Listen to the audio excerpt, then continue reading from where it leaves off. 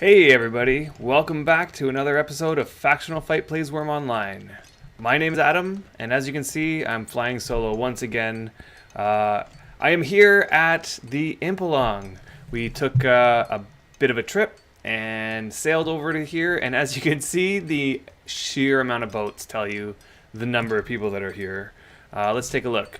We got a massive list of a huge local. This what I love about Impalongs.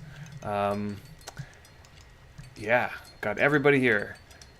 And so, today we're going to be streaming some Wurm and chatting a bit about the upcoming updates, and we got a special surprise for you all.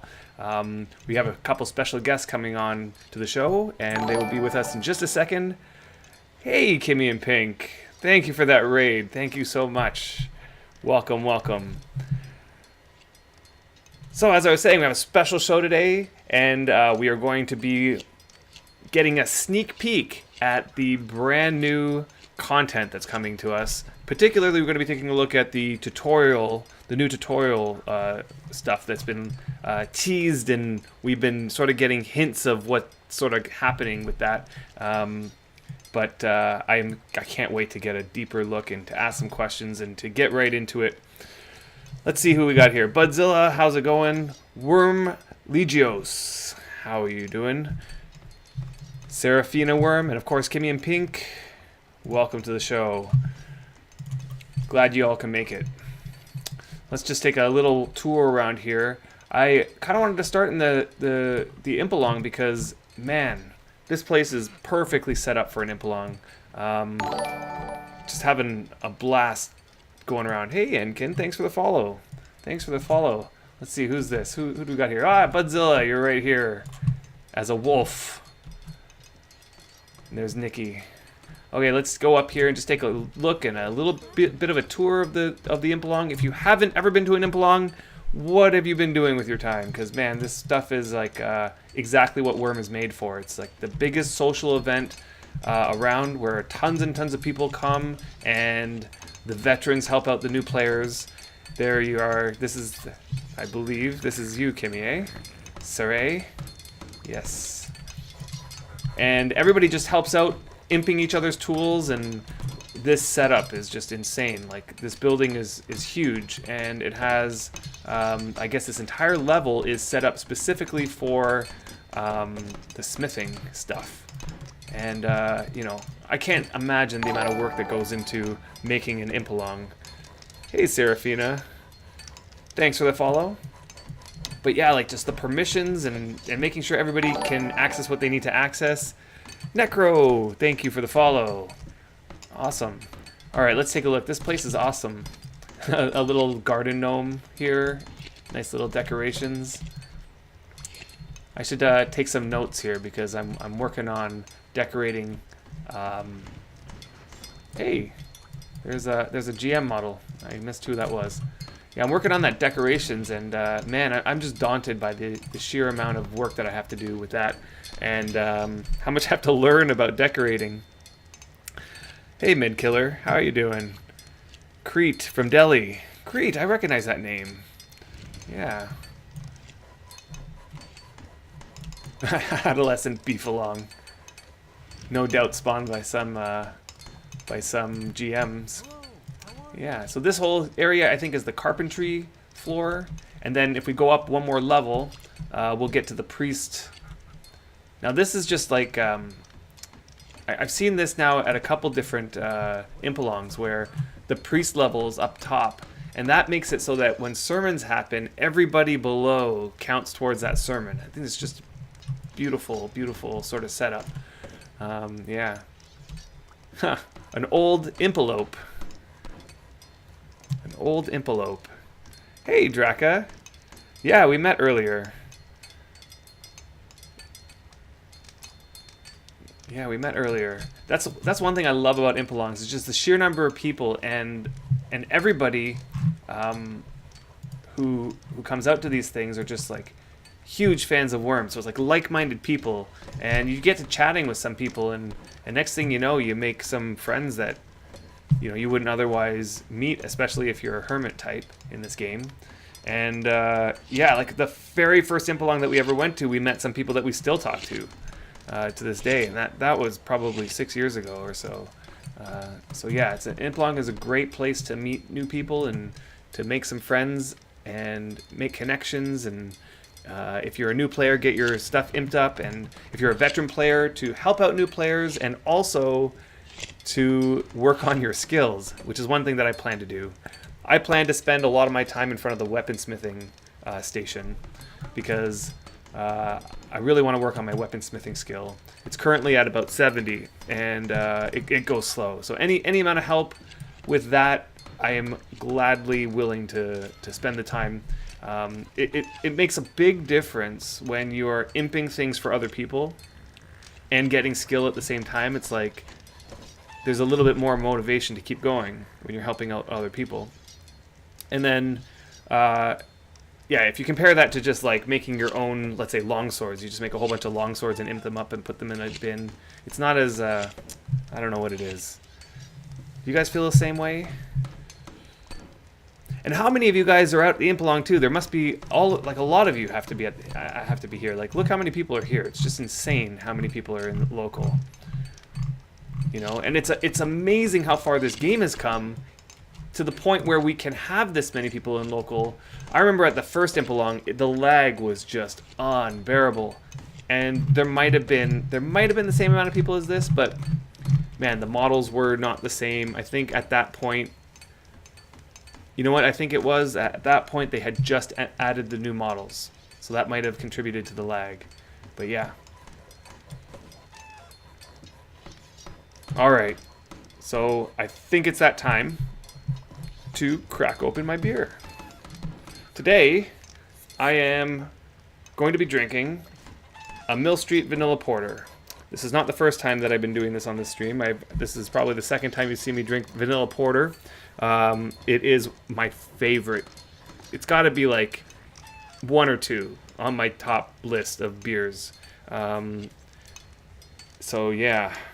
Hey, Perry Hellion and BD Kool-Aid. How's it going? Let's see. Mad Killer, you're an old Chaos guy who's settled down on Delhi, built a deed, actually building another deed on release now. Oh, okay. Cool. This is one thing about porters. You need to release the pressure. There we go. Yeah, and Perry Hellion, you've been imping carpentry for just an hour. Nice. Yes, the festivities has just begun. I think that people got here early because when I arrived today, they were saying that the event starts about in 2 hours, and that would be about now, I think, or maybe a half hour ago or so. All right. If you do ever decide to try out this beer or another porter, the key to pouring is, let's see if I can get this in camera. Slow pour. Slow pour along the edge. Otherwise, you can get some insane head off this beer. Absolutely insane. All right, here we go.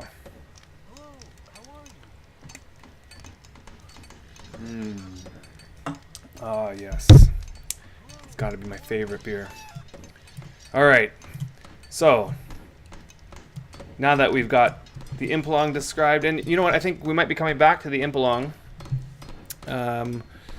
in a little bit. But for now, we are going to flip over. And let's see if I can do this properly. Yes? There we go. There we go. And I am going to welcome our special guests onto the show. Hello, Joel and Retrograde. How are you tonight? Hi. You guys there? Yes. Ah, there you are. There you are. Let's see what we could do here. Okay, so we are on the test server today, and we're going to be taking a look at some new systems. You guys know better than I do. I know that it has something to do with the new Haven's Landing deed. Yes. So I guess it's time to share all about that. Mm-hmm. Ultimately, Haven's Landing will be the new single spawn point on the on the live servers.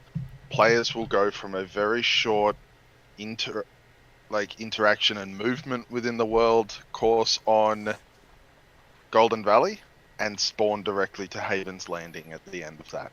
They will not be choosing which server to go to and which data deed to spawn at from Okay. Golden Valley anymore. Okay. Let's back up just a little bit. Hold on. We'll get right to that in just a second. But let's start first by introducing you guys because it's been a while since you've been on the show, Retro. Retrograde is if you don't know, the Wurm Community Relations Coordinator.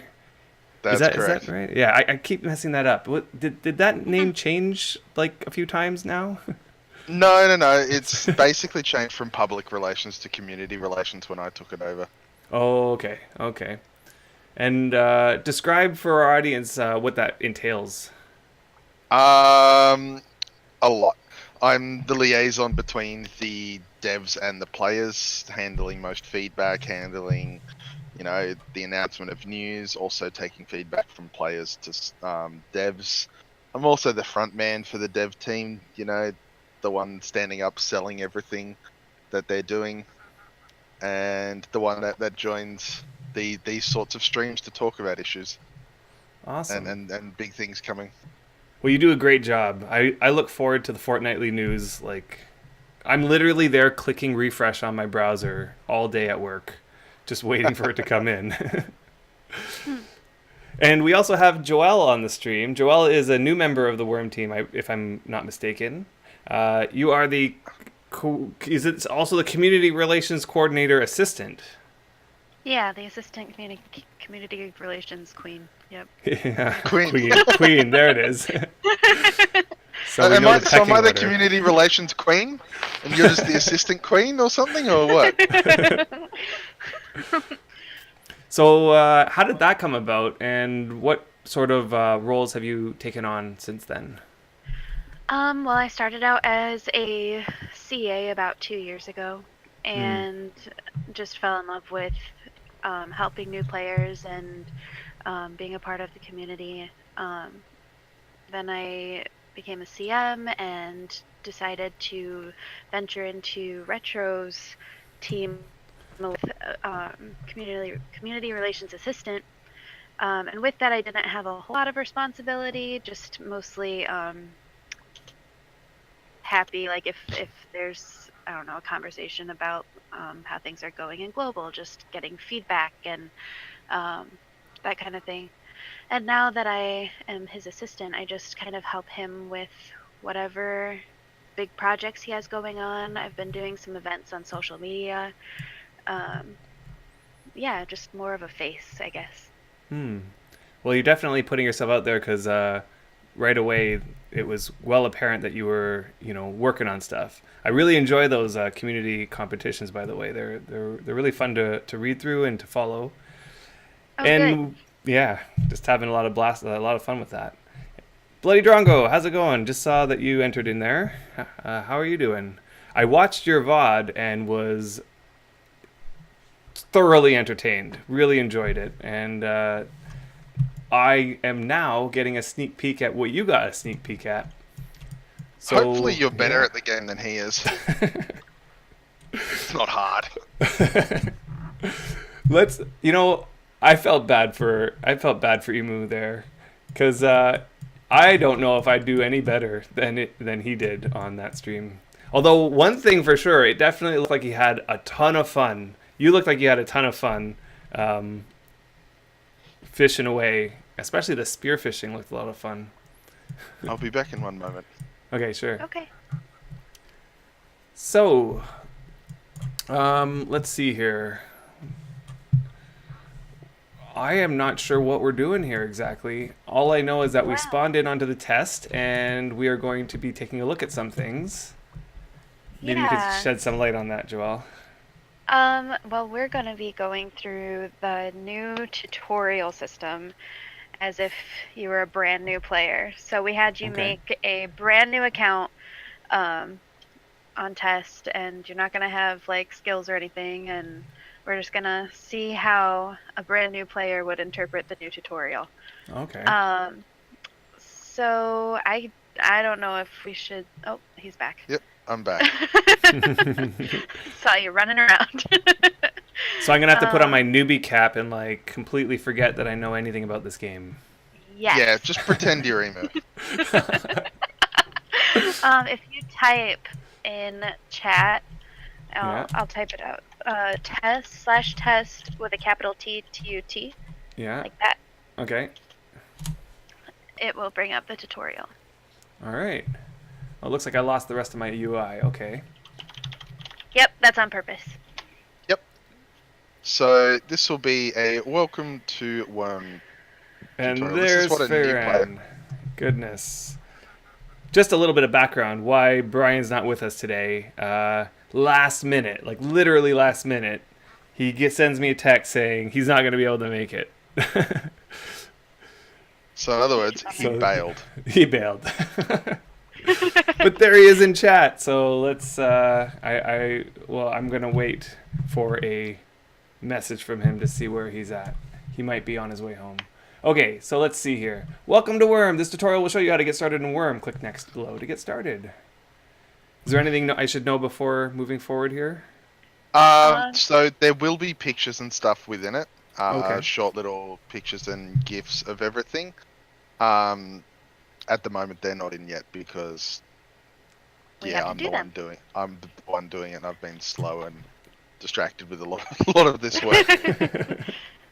But yes. Okay, so it's a work in progress, is what you're trying to say. Yes. Okay. Yes. So here-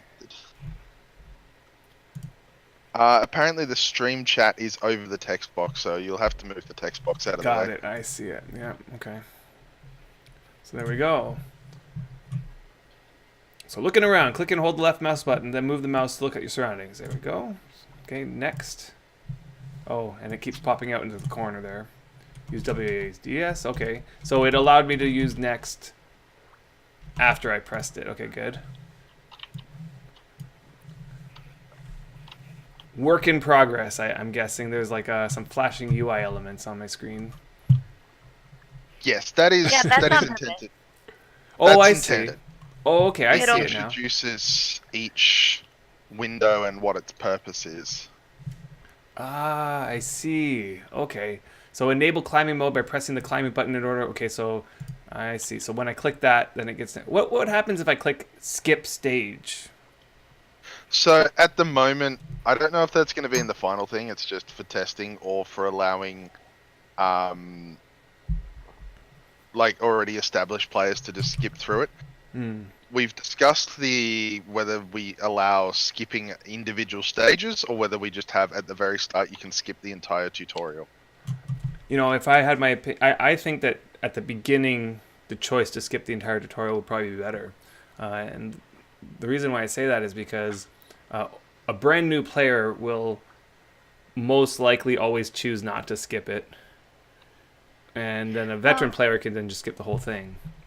Yeah, and one thing that we're looking at is making it so not skipping it's a little worthwhile, even if you're a bit of a veteran. Oh, okay. Going through it at least once, because I think one major failing of the existing tutorial is all the established players didn't go through it. There wasn't much point to it, so they didn't actually realize how intensive the Book of Wisdom can be. It's got a lot of information that's really helpful in there.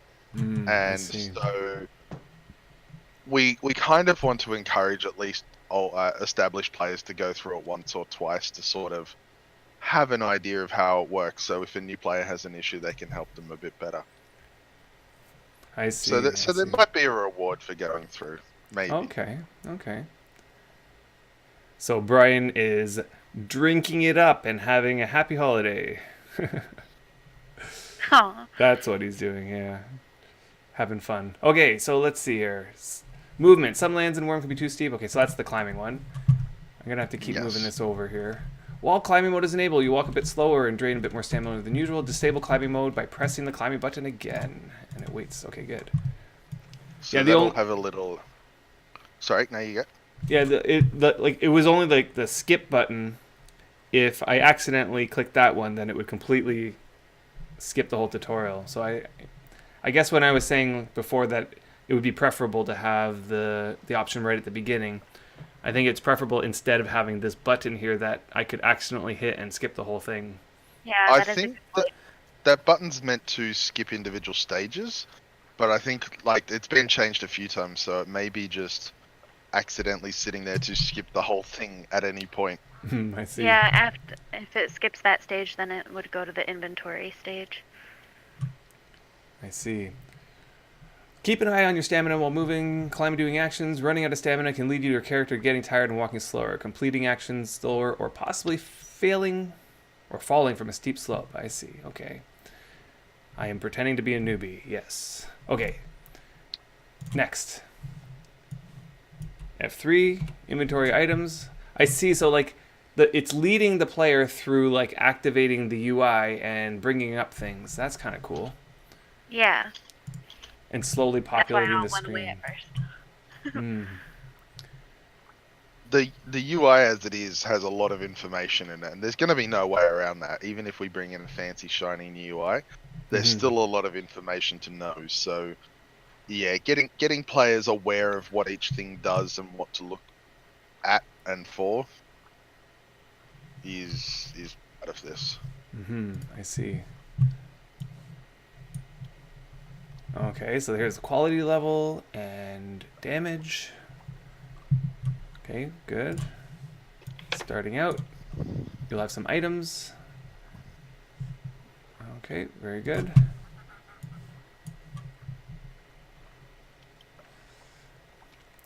It is a lot of reading. I do. When we were watching Bloody Drongo go through this, he just was like, next, next, next, next, next, next. Yeah, some parts like we've gone through and we've condensed as much as we can. Mm-hmm. But the fact is, there's just a lot in Wurm to know. Well, And- and the GIFs I think will help, because even if you're not going to sit and read Yeah. all 4 paragraphs, you can see what's happening in the GIF. Mm. So you're saying like right in this spot that's like below the text, for example, there'll be like a animated image. Yeah. You're saying, or between paragraphs, yeah. I There's a see. few. Okay. Okay. There we go. This is the chat window where you can talk to other players. Blah, blah, blah, blah, blah. Okay. And the event window. Activating and equipping. This is, in my opinion, this window right here is got to be one of the most important windows for a new player. Absolutely. Yes. The number of questions about, I have my hammer in my hand slot, why can't I use it? Right, exactly. And it's because that this game works completely differently than most every other game that's out there. Yeah. Okay, so yeah, there we go. Activating, equipping. Right, there it is. Equipping is different than activating. Press F or the character screen, okay.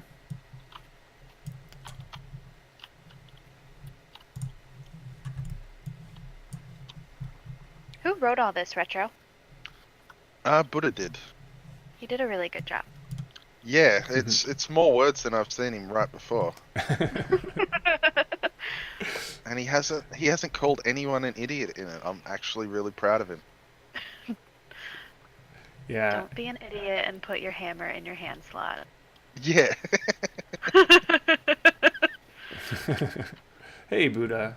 And Kimmy, I think that they're going to put lots of pictures in these like little boxes. Yep. That's Yeah. the plan. Luckily, I had a tool belt to start. Otherwise, I would have been stuck on that step of equipping It's- an item. It's how I cope, Emu. The doctor said the alcoholism was just getting too bad. Okay, world interaction. A large amount of the game interaction can be completed through the menus that appear when right-clicking something when hovering over it. This will show various actions you can take with the hovered target and may show extra options depending on what item you have activated at the time. All right. You can also left click to any of the world using the select bar. You know, I never really got used to using the select bar. I'm not sure why. Me either. Yeah. I feel that people who came in before certain features came in got used to their style and didn't really change it too much. Whereas people who have come in since are like, oh, the select bar, yeah, use that. Yeah. Like Emu came in before keybinds, and look how bad he is with them. I've watched a few people stream Wurm, and they are solely using the select bar, which you know, that shows that I guess it's like a feature that works. I've been watching. I watched one streamer right-click push something half, like across his deed, which would be very close to your great loom push. Yep. But right-click push, man. Yeah, that's just. It was. I was just like, there's a keybind for this. Mm-hmm. Most actions can also be bound to a key. Here it is. Yeah. Okay. Go ahead. Oh, I was just gonna say some people like to play Wurm on hard mode. Mm.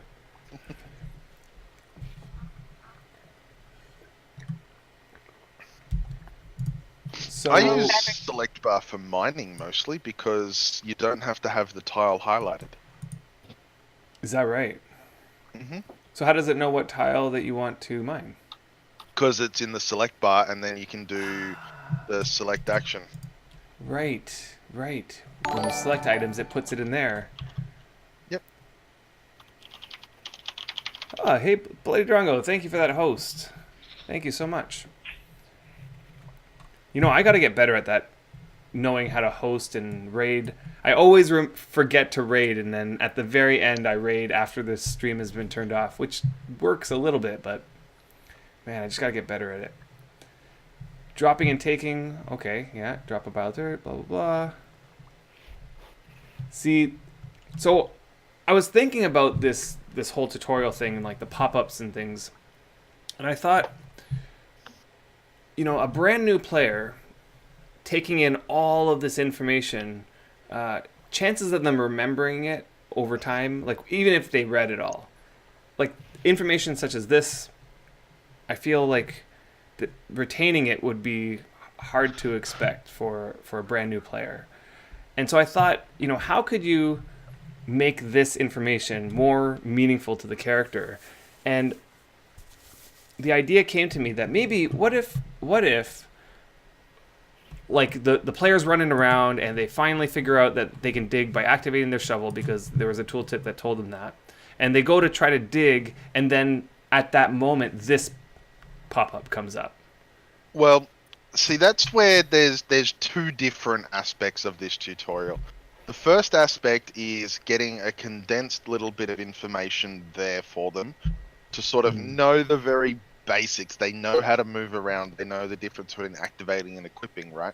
And they know they can right-click on things. There's little bits of more specialized things, such as digging, that also are covered, but they can also be tied towards things like when you actually do your first digging action. They can't be set for when you... I don't think they can be set for when you go to look at digging, like just looking at ground with a shovel activated. But, yeah, there's a definite amount of little bits of future-proofing we've been looking at that can sort of like give a little pop-up for when you first use the skill. That's like, you know, oh, you've done your first archaeology action. Here's a little pop-up about archaeology. And they can always be referenced later, I believe. So, you know, so... If you do forget the information, you're like, how do I dig again? You'll be able to look up digging and go, oh, that's right. Right, yeah. So that was another question I had. Like, is there a way for like a player to access all this information later? Like, let's say they're trying to remember, oh, there was something in the tutorial that it told me to do something, but I forget what it was. The Book of Wisdom. Yeah, we're just going to wind back up with the Book of Wisdom here if you keep this up. Right, because that's what the Book of Wisdom did too. And while we're talking, I'm looking for how do I access that Book of Wisdom, because one of the first things I did when I logged in here is I cleaned up my UI, which I automatically just deleted the Book of Wisdom. Yeah, the notifications bar is actually really helpful. But where do I access it? It's in your HUD settings. Yeah, HUD settings. settings, notifications. Oh, notifications. I think it's still There in. it is. Yep, there it is. I was looking for Book of Wisdom. Yeah. Okay. So let's keep going through this. Dropping and taking. Okay, so that's the place and the drop. Use the mouse to scroll and rotate the item. Yeah, okay. That's so place an item from my inventory. So I'll place my tent, which is the last item I have in my inventory. Drop place. You're not allowed to put your tent there. Okay. Let's just go off, Deed. I'll just Sure. pop you over to the other side of this lake. Okay, I'll wait right here. And Actually, while we're doing no, that, it's a lake we'll now because the server says so. catch up with what you guys are thinking. So Enkin uses the select bar for forge and botanize mainly, otherwise seldom. Yeah, you know, I have a forge and botanize keybind that I use, but yeah, I can see the select bar being used. You know, one thing about the select bar is that, and I think it has to be this way, but it's kind of large. Where did my tent go? Okay, it's in You my don't have it inventory. anymore? You cannot Oh. place that item far away. Okay, I see. I just tried to place it too far. There we go. Yay. Yeah, so it's kind of large, and you know, I try to keep my screen sort of as uncluttered as I possibly can. But that's just me, I think. Okay, and then we take. Okay, good. Terraforming. Terraforming the land in Wurm is the first step to making your world your own. With the shovel activated, hovering your mouse over the border. I think I'm going to need to get a set of basic tools, so...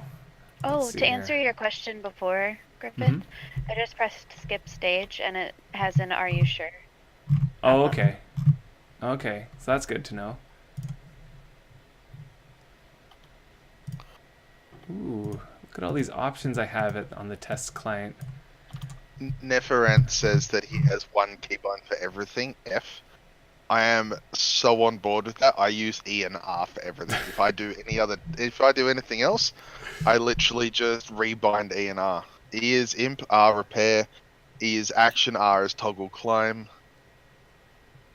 Hey, Madnath, how's it going? You didn't miss all that much. We were just testing out the tutorial, the new tutorial, and it's going pretty good. Absurdities, welcome. Yeah, one keybind for everything. I see that now. See, that would be awesome if there was one keybind for everything. I overheard Buddha mentioning something about contextualized keybinds. That got me super Yes. excited. That is something that he's working on for the new UI stuff. It won't be in this update. Oh, But the okay. new UI stuff will include, well, what he's aiming towards contextualized keybinds. So with a shovel activated on dirt, the key will do dig.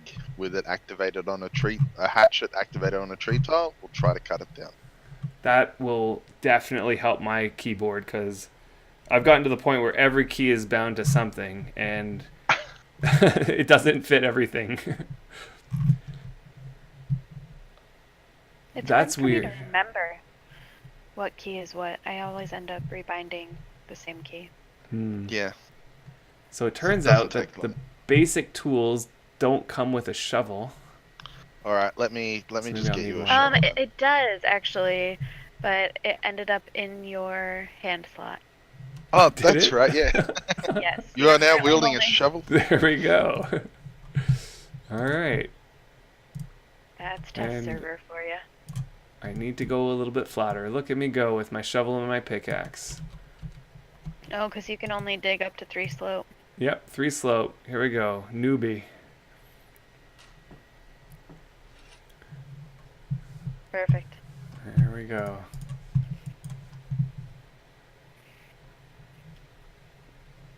Start off by digging some dirt nearby to continue. Hope it's okay. I'm digging sand. Yep.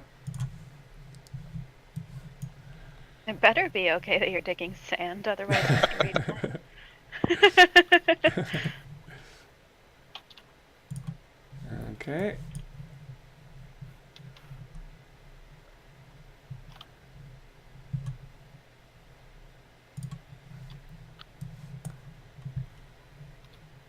There is a lot of information. I know from experience that in a newbie's mind, like a new player to any game, when there's these sorts of pop-ups, like I kind of like what Bloody Drongo did on his stream.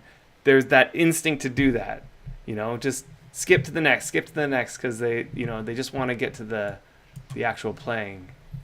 That's the only thing I'm worried about here with the amount of pop-ups. That's all. Well, it's designed to actually. It's not just sit there and read. A lot of it's going to be wander around and do these actions through the tutorial. Okay, here we go. Wood cutting. So how there's like that new deed, the new deed that people are going to be spawning on. Is there any plan on how to handle the situation where let's suppose there was a large influx of new players, and I remember back on Delhi when we get a bunch of new players, they would just ruin the whole area in the starter area. All the trees would get cut down, and they would dig up a whole bunch of grass, and is there a way to like mitigate that? Well, DMs do have the option to protect tiles, so I think that's what we plan on doing for the whole town, is the tiles that we don't mind being dug up or trees chopped down, we're going to leave open, but the ones that are important, we're going to protect. But I mean to say, like, for example, like, you're going to require them to cut down a tree, but let's suppose 20 new players had just come in and they cut down all the trees in the area, and a new player comes in and there's not a tree in sight. Well, this thing won't require cutting down any specific tree anywhere. If they choose to wander around, they can cut down a tree further away. In the middle of the woods. Now, if you're asking about the general new player damage of a whole bunch of new players running around the starter deed and not knowing what they're doing, ultimately, that's just a part of it. Currently, it's split between, 20 or so starter deeds, but in the end, this place, we've placed it pretty far away from any other deeds, and in the end, it's just going to be something that we'll see how it goes. If it gets really popular, we can always open a second new player zone. That's we just want to avoid having 20. Right. Yeah, we will be having the trees respawn faster than normal as well, as Buddha said. I see. I need to keep up with the chat here. So yeah, Buddha, you're saying there will be something in place to make the area on the starter deed respawn trees in the dirt area faster. Yeah. Okay, that's good. Okay, most of the time a single swing on a tree will not be enough to fell it. Select examine on the tree tile. Okay. Yes. With a hatchet as your active item, you can select the chop up action on the felled tree. So let's do that. Let's chop it up. Okay, very good.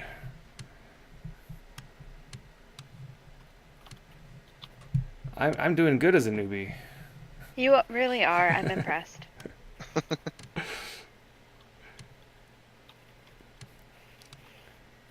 Yeah, Nozumi, I wasn't expecting this tutorial thing either. Like, one thing I have to say is that the way that you guys have been, and maybe it was this planned? The way that you sort of, dropped like little hints and just revealed this over a while. Like, there was many hints that this was happening, but I guess the way that you guys revealed the information created a lot of hype, at least for me, and a lot of excitement about what was going on here. Was that all planned? It was actually, I don't want to ruin the Hey, hey, weekend hey. for you, but it was actually kind of a fluke. Retro and I were writing the news together, and it was right after we placed, well, actually, so we placed the Haven's Landing deed so I could start the deed planner on it.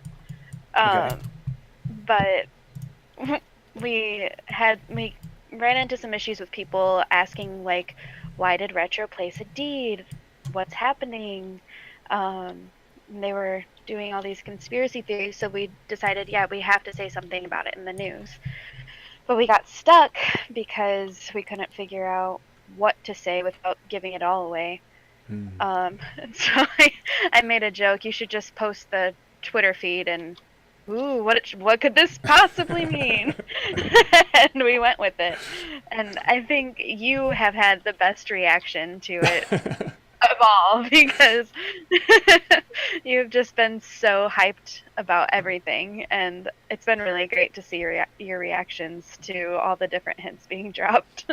I'm always hyped to see new stuff added to this game, no matter what it is. But the fact that it was like revealed but not revealed, and it just created some air of mystery surrounding it.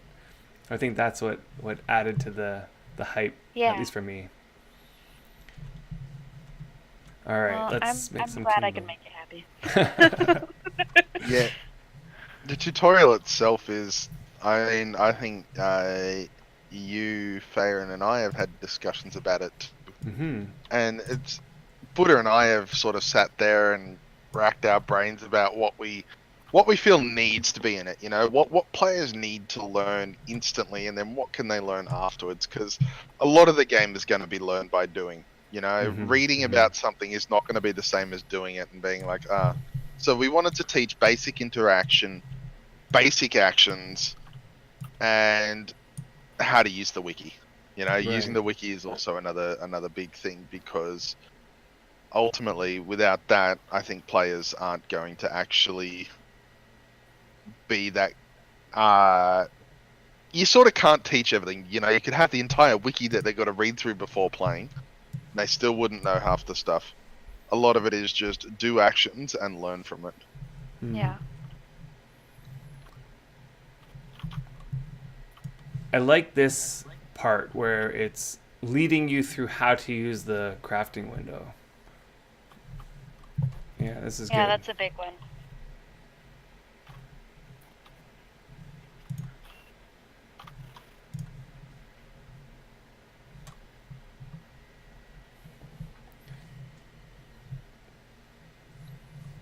See, I can see now how having that next button not available is, you know, it kind of is needed so that the player doesn't like just skip or whatever. That they actually are Well, forced to read and then do the instruction. Yeah. That's it. The option to skip through comes at the start, but if you start going through the tutorial, it's going to want you to actually go through it. Well, and it's kind of needed for, especially the section that you're on, the crafting, because if you skip one, then you're not going to have what you need to do the next. Right. So making you do it before you press next makes sense.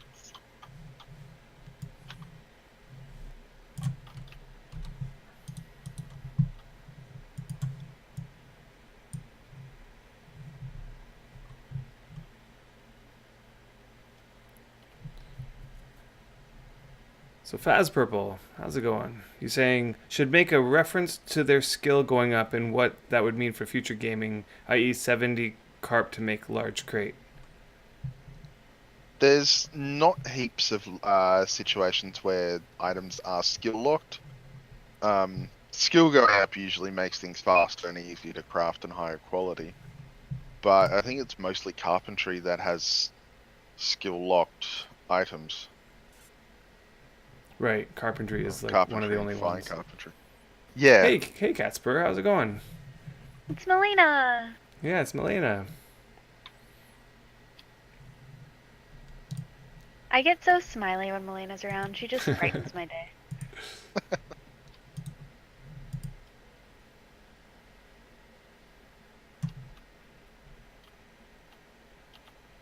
So yeah, if you're just tuning in, we're checking out on the test server the new tutorial system.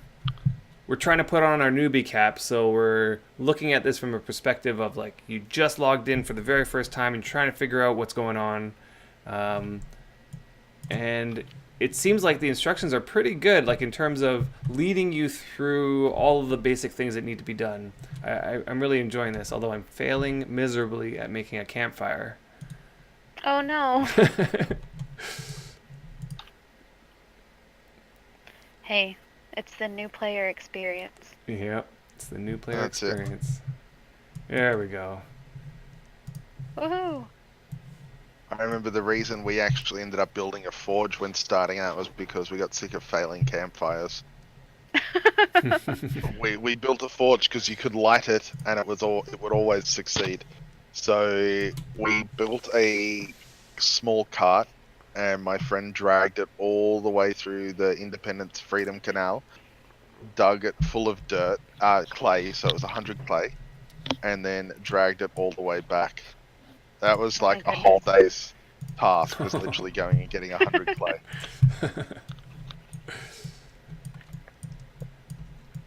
So this one, where it basically gets the player to open a tunnel, or mine some iron ore to continue. Yes, I've opened a tunnel over here to the right.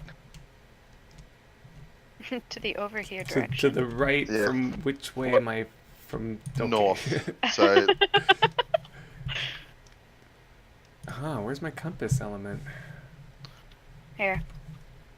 do you I have a gotcha. compass in your inventory? I do. My compass is not on my HUD. Let's see here, compass. Okay, so I'm gonna double There check we if go. that's already listed as a bug. I got my compass now, so to the north. Okay. And I'm assuming that there's going to be like a mine on the new deed. Well, yeah, Haven's Landing will be purposely built with this tutorial in mind. So players who wish to actually do the tutorial on the deed will have everything at hand. When you spawn, there will be literally a digging section, a mining section, and a tree cutting section that players can just show up and do. So that is there and intended to be really easily accessible. But if they decide that, you know, they spawn in Haven's Landing, they want to run off to Xanadu in the woods, that's also possible. You know, and they Right. can still do the tutorial. Sure. They're just, you know, doing it on hard mode. Skills. The Haven's Landing date is meticulously planned to accommodate new players. It has just about everything a new player is going to need, taking into account permission systems and everything. So a lot of our like smithing areas are outdoor smithing areas because we don't want the permission system to make it hard for in a building. We have like inns with beds so new players can get a sleep bonus right away, that kind of thing. So it's just it's been a challenge thinking of all the new player situations, but I think we've done a good job at figuring it all out. That's good. So how far along is the development of the new deed? It's all planned, and we just have to get down to work and build it at this point. Yeah, it will be built throughout this weekend. Oh, okay. This is all going live before Christmas. Which is not very far away. No, it's getting quite close, and so it looks like, you know, we're all gonna have a busy lead up to Christmas. It's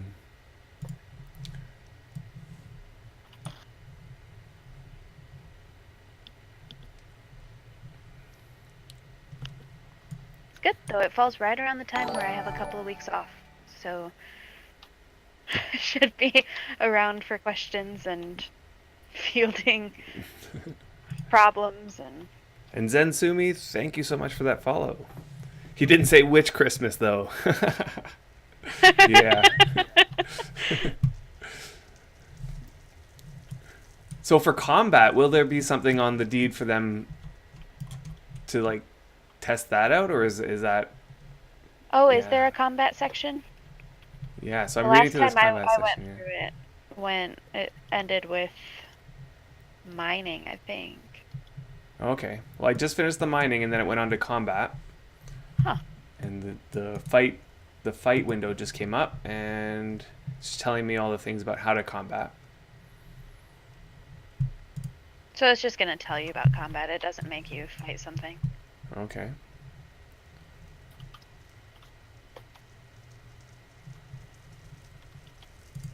I've practiced dolls around.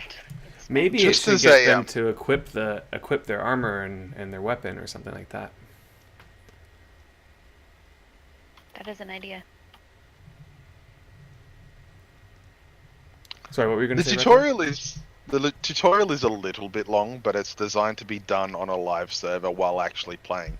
Right. It's not you've got to go through this before you can even start playing. This is just going to be stuff that pops up to let you know what you need to be doing. Yeah. I see. So there's a window about key bindings. This is awesome. I had an idea for key binding, and it came right in the middle of watching Bloody Durango stream. When I can't remember exactly what was going on, but you guys were making fun of him for not using keybinds. So it could be at any point during any stream. Yeah. I had thought, imagine if you, let's say, you were trying to do something, like let's say, for example, I'm digging, and I'm not using keybinds, so I'm just right-clicking and digging. What if, like, on this menu, there was the option here to set a keybind, like right in the UI pop-up? I'm gonna borrow a line from the Bloody Drongo stream. Uh-huh. We think it's in a good place right now, and aren't planning on any changes to that. Yeah, the ability to set keybinds earlier is something that's also been raised with the new UI. Okay. So that's one thing that I've sort of been keen on getting in. The ability to, if you just right click, like ideally hover over something and then hold a key down and that sets the keybind. That would be my ideal. It just depends because I know nothing of code, and Buddha's likely to slap me with a trout and call me dumb for wanting that. So, but yeah, there's definitely the ability to make keybinds easier is also part of it, because I think that's when people refer to Wurm as like really a lot of right clicking, it's because they don't fully understand the key binding. And if it gets to the point that if you want to dig, you can literally right click only once, set the key bind, and then dig as much as you want, that'd be that'd be ideal. And as for Emu's thing, can I do the voice acting to read out the tutorial windows with like, Struth, mate, first you need to use your shovel. I think we're just going to use the voiceover of that really old Worm tutorial where the guy digs dirt and puts it in his pocket. That's going to be what we're going to use. So sorry, Emu, that job's already taken. Yeah, definitely things that are like more intuitive. Like currently, the way to set keybinds, you have two options. You press, like as it's saying here, press F1, and in this console you type in bind F open, or the other option. And I'm not sure if you can see this on the stream. Can you? No. Yeah. Okay. There we go. So it's in here, and there's like all these different pages of actions. I mean, this just goes to show how deep this game is. Like this serious number of things that you can do in this game, and how many keybinds you need.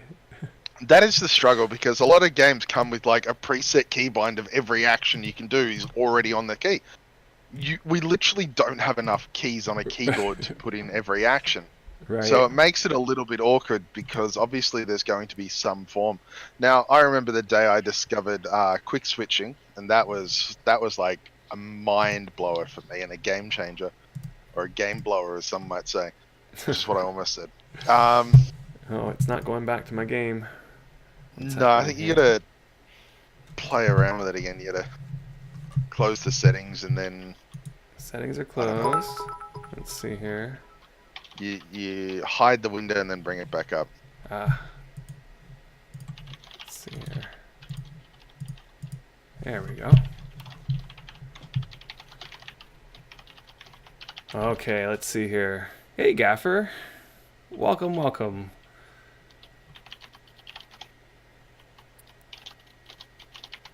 Gaffer's one of our new members of Ven. He streams on Mixer. Yeah, that's right. I've watched Gaffer's stream a few times now. So glad you finally joined Ben. That's awesome.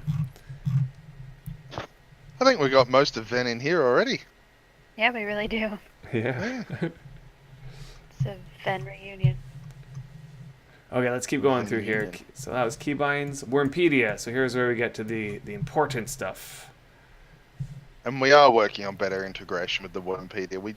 We did look at better displaying and formatting in game, but I think the better option might be if you just type search and then hit enter, it'll open in an external browser, because all we're trying to do with an in-game browser is reinvent the wheel. And That's awesome, Joel. I did it just for Fabricant. can you place eyeballs in the eye sockets? I'll drop one and we'll see. I also like that if I have changed my keybind, that in this tutorial here it picks out what it was. Like back here it was saying, what was it?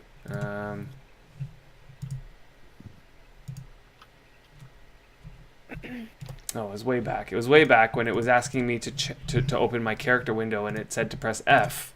And that's because I personally had changed my keybind to open the character window to F. Oh, Yes, that's cool. it's Buddha did actually do quite a bit of work on that to make it so it's dynamic. If you change the key, it will update it and tell you in the tutorial which key to use for that.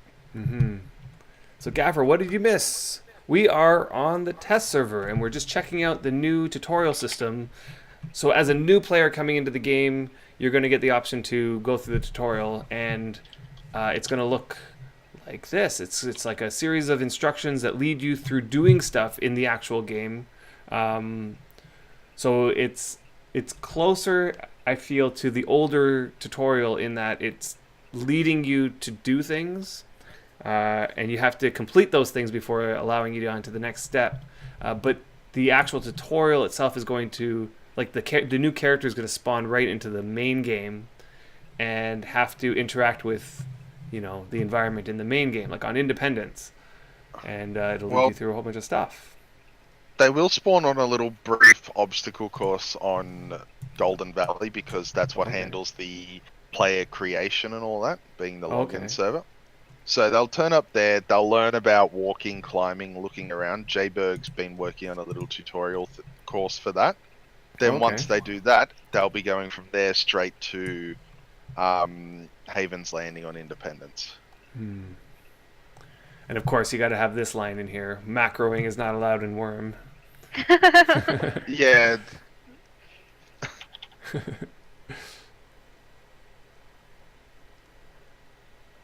So you can say in chat, just press $bind : what is that?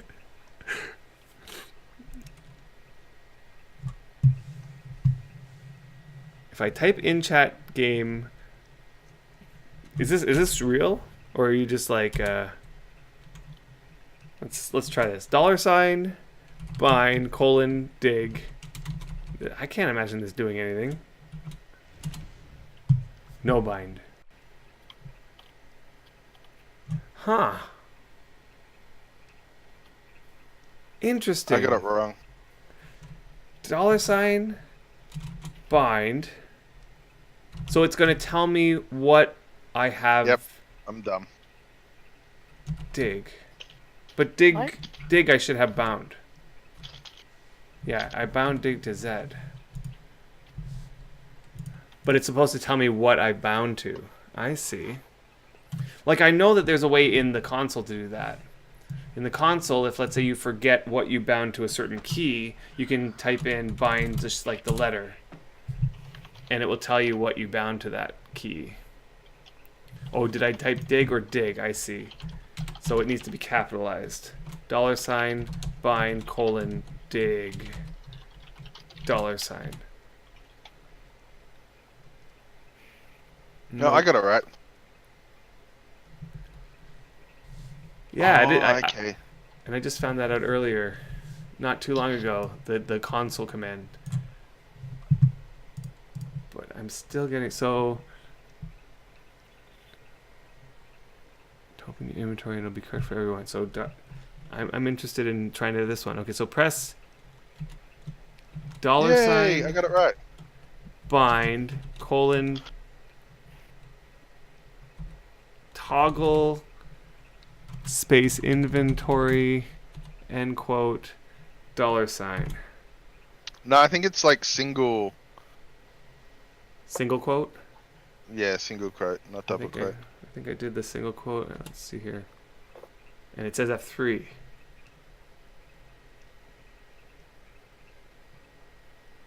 Okay, so it tells me what button I have bound to that. Yeah, so it'll be good for CAs. Then they can be like, oh, if you just want to open your skills, press that. So $ bind toggle skills. And it'll tell you what to press. I see. Yep. Oh, I see. Okay. Cool. That's new, Melina. I think that's part of this. Like with Buddha adding the ability for keys to show dynamically. He's made it so anyone can do it. It's not just in service sent text.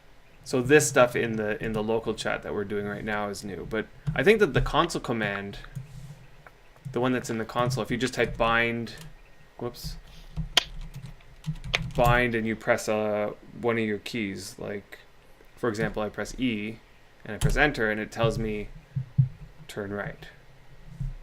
So I have that bound to turn right.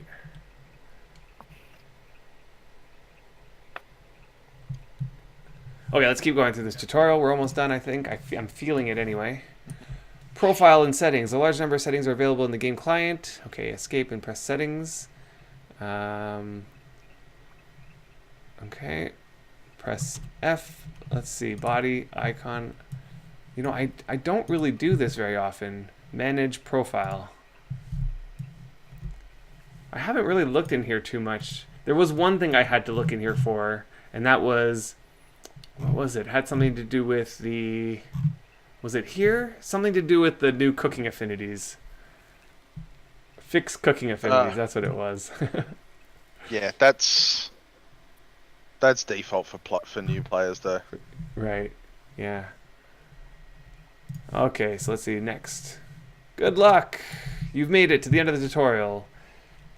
And while, like, somebody had mentioned earlier, who was it? Legios had said this is a long tutorial.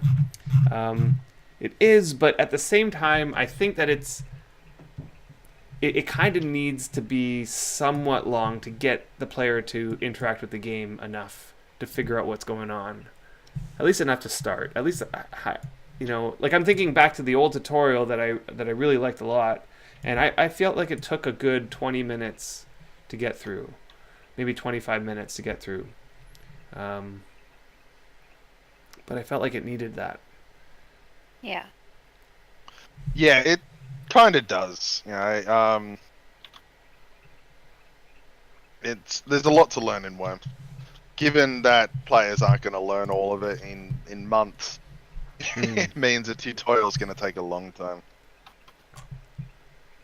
And I got the title Educated for that. That's good. Woohoo! That title was there before, wasn't it? For something else. Yes, that's for passing the tutorial. Yeah. Okay, okay. Cool.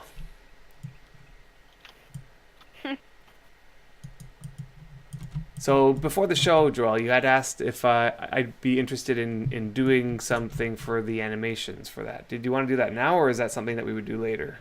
Yeah, we could do that now. Retro, are you okay to record it?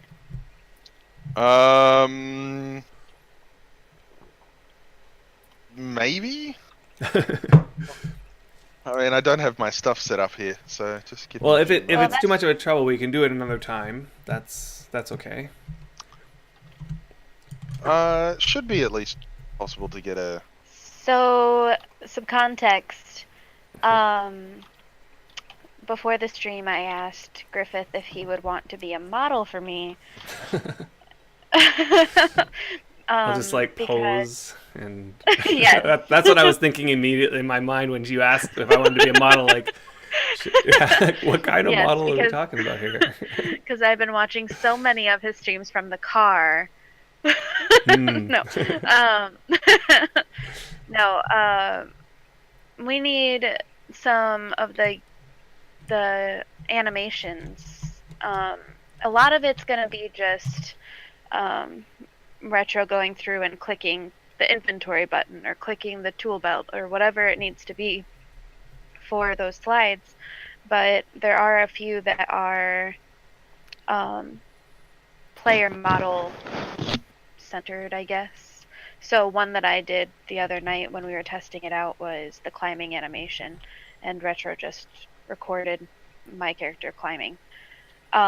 So we asked Griffith if he wanted to do the tunneling animation. So what we're going to have him do is expose a rock tile out of dirt for one animation, and then we're going to have him start mining for another animation, and then opening the tunnel, that final action, as a third animation.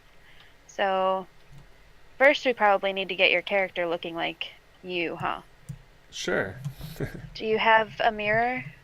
Do I have a mirror? I do not have a mirror. I don't So think here- it needs to be that close. Sure it does. Oh, I don't know if I can actually trade that. Did that work? Yeah, I can. Nope, not all Nope. items were traded. Let me handle this.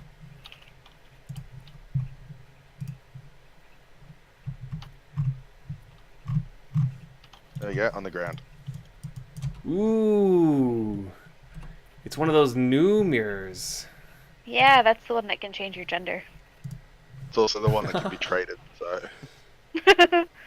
So what's the plan for these? Like when is that coming? The golden mirror. It's still a work in progress. Okay. Yeah, that's taken a bit longer than we thought, but I could say by Christmas, but never say which Christmas. yeah. Well, people would be expecting it's a certain Christmas. Yeah, please don't get your hopes up, people. Let's see here.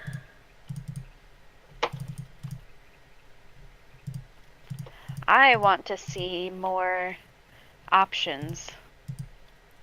For how In for look for the looks. Yeah, Absolutely. definitely. Absolutely.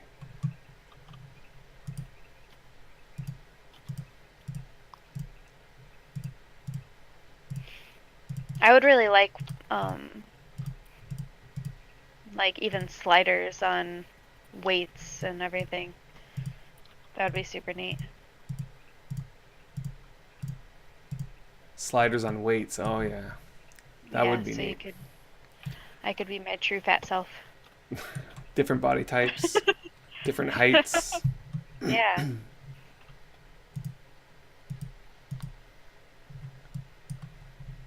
Something just not right about this. Which one is it?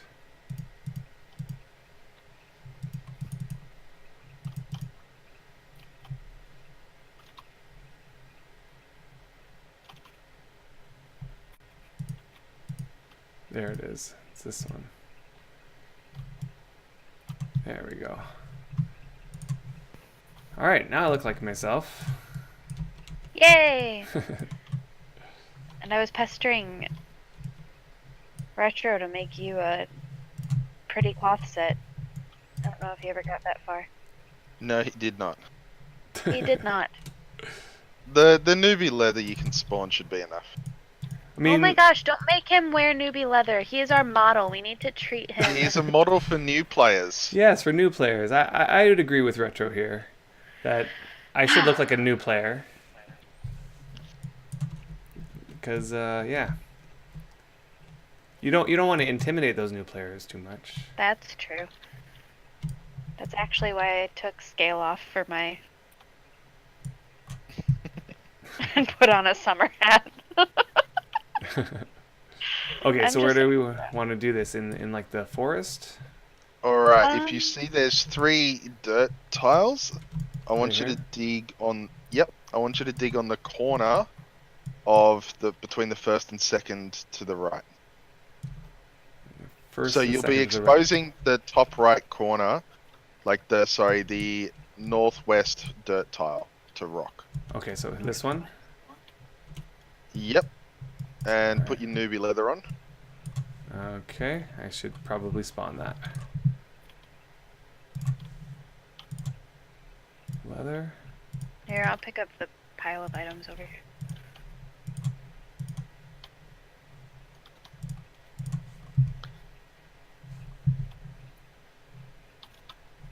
I'm going to take off the cap though. And I will equip my shovel. That's really going to confuse people when talking about equip versus have it equipped. Equip and activate. There we go. Okay, so Okay. all I need you to do is just dig on that tile once. And do you need me to Alright. face any particular direction? Face that tile. Face the tile like this. Yes. No, the one that's going to turn to rock. Is The it one is that's it going to turn to rock is the The northwest.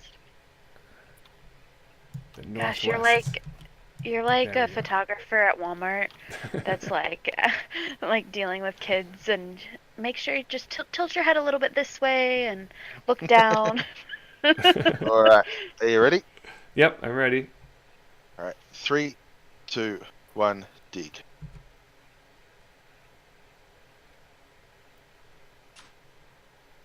Absolutely brilliant. Perfect. Yay. Awesome. Superb job. Done. Okay, so now pickaxe. Just let me finish this one. Yep. And while you do that, I had finished my beer. It was so good, the vanilla porter, by the way. I'm gonna need to open up a new one. So I got myself a beer that I tried this brewery recently. It's called Henderson Brewing Company, and I really truly enjoyed it. And I saw this beer by them in the liquor store there, so I thought I'd try it out. I've never had this kind of beer before. It is a Belgian dark strong ale. Not sure what that is, but it's an ale. One of my favorites, so.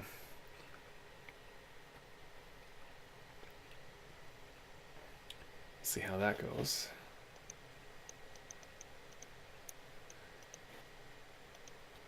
And I'm really sorry. I've not really been doing good at keeping up with chat while we're doing all this. Let's see here. So exciting.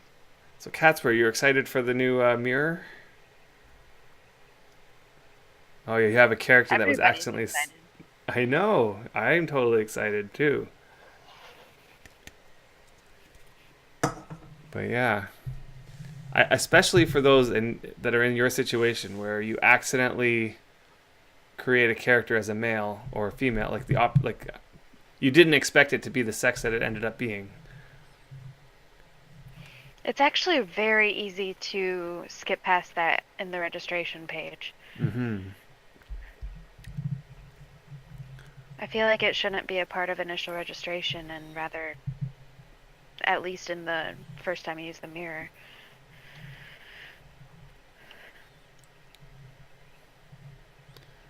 If I can't turn into a shark, then what's the point?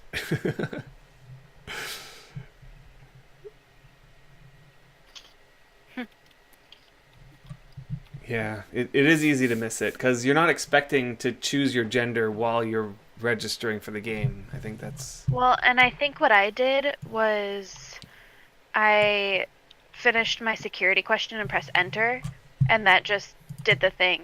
And I didn't get the chance to actually click. And so, like, you press enter, and the default gender is male.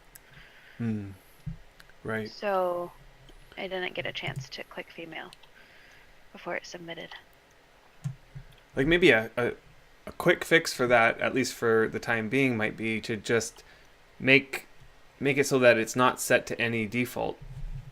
Yeah, so you have to press one or the other before you move on. Right. I'll get you to pick up that dirt.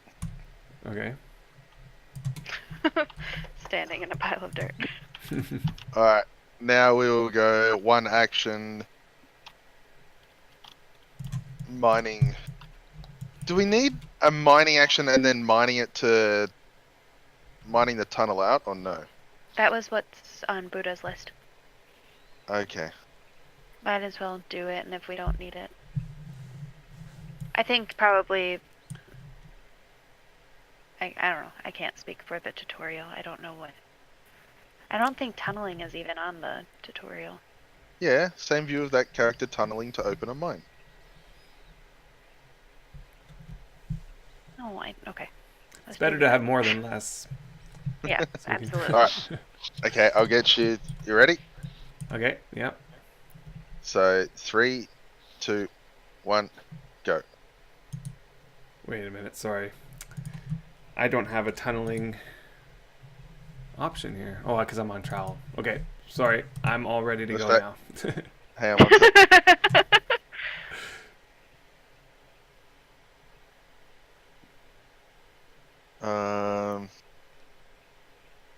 Take two. Yeah, let me just... What program do you use for capturing these?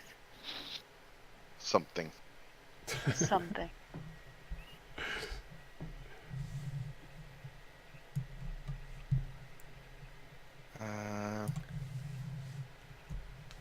Alright. So. Take two. 3, 2, 1, go.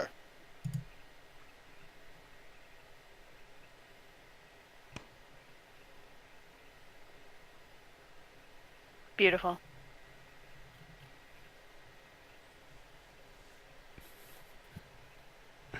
Absolutely gorgeous.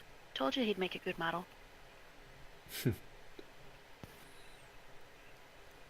So absurdities, you were able to go to Epic to fix your appearance? Is that a thing? Yeah, you get a second mirror on Epic, and then it comes back to Freedom. Hmm. Interesting. The mirror comes back to Freedom, or your new appearances? Your new appearance. I see. That's a nifty workaround.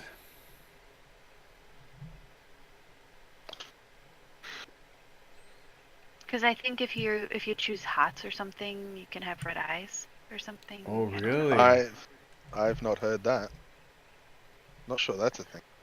Oh, that's what Foxy told me at one point.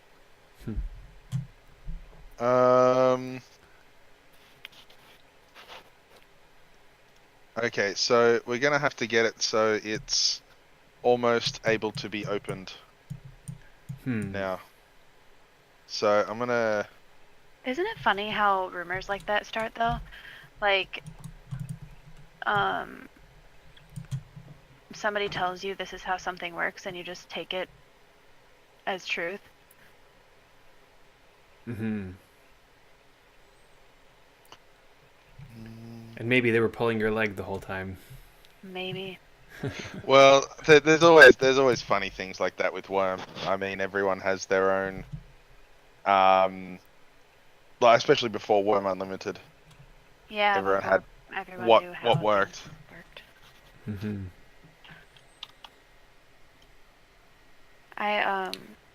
I'm also just very gullible, so that's a You thing. really are. You know, I'm gonna just own it. So, Milena, I have a feeling that it won't have changed your look unless you actually use the new mirror that you got when you went over to Epic. If I'm not mistaken. I don't know. So is there a way to, like, just change this rock tile so that it has one action left to go? No, we're gonna have to mine it. Okay. So Well, I just dropped the pickaxe for you. Okay. A speedy one. Ooh, a very speedy one. Isn't it funny how excited we get about test server items? Yeah. Nice. Okay, so let's see here. Well, how? Okay, we're just gonna make sure that we don't open it, eh?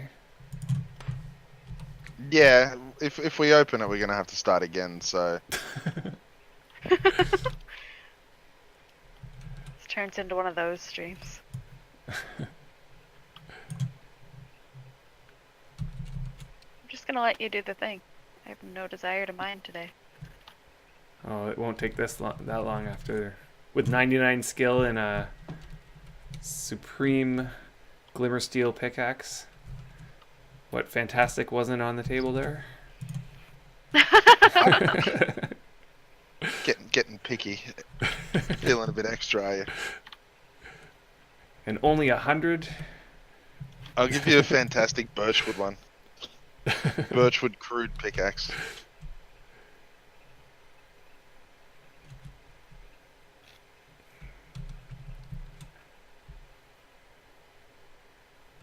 You picked up the toe smasher. Yep. Right, soon create an entrance. Oh, I blame you. yep. I saw the action. I tried to escape, but it just didn't go. The actions were way too fast. First worm All problems. right. All right, start again. Start again. Okay. I'm gonna count them out now. So I'm mining too, so it doesn't really help there. I know I'm gonna double it up.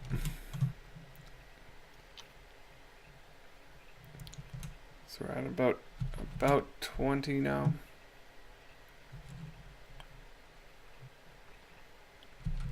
I just prefer Supremes, alright? Fantastic's always just felt a little bit too extra for me. Sorry, Fabricant. I'm being Supreme shamed here. It's like, oh, you can spawn anything and you only spawn Supremes? Someone's cheap. Okay, so we're about 40. It's gonna start saying about to open. Yep. Oh, God. Did you do it again? Look, but see, it gives the message. You will soon create a tunnel entrance. After it gave the message that you create a tunnel entrance. You guys are just too fast. You should just let one of you do it. Alright, I'll do it. Do you guys see that? The first message is you create a tunnel entrance, and then the next one after that is you will soon create a tunnel entrance. They're just too fast. Oh, goodness. Gotta go fast. Okay, you go. I like how the problem here is, oh, we're mining too fast. Like, Right? no one's problem ever. Mm-hmm.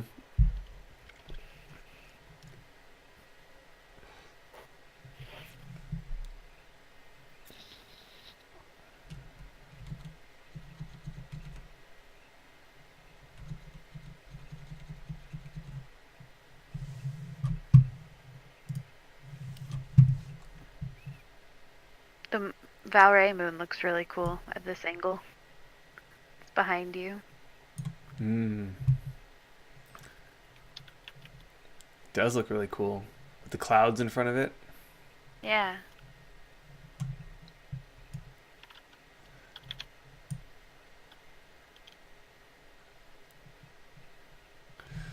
So I'm gonna show that picture that you sent me. Because one of the issues that I was not, I wouldn't say it's an issue. It just sort of like caught my attention, and it was the way that the water sort of hits the ground. And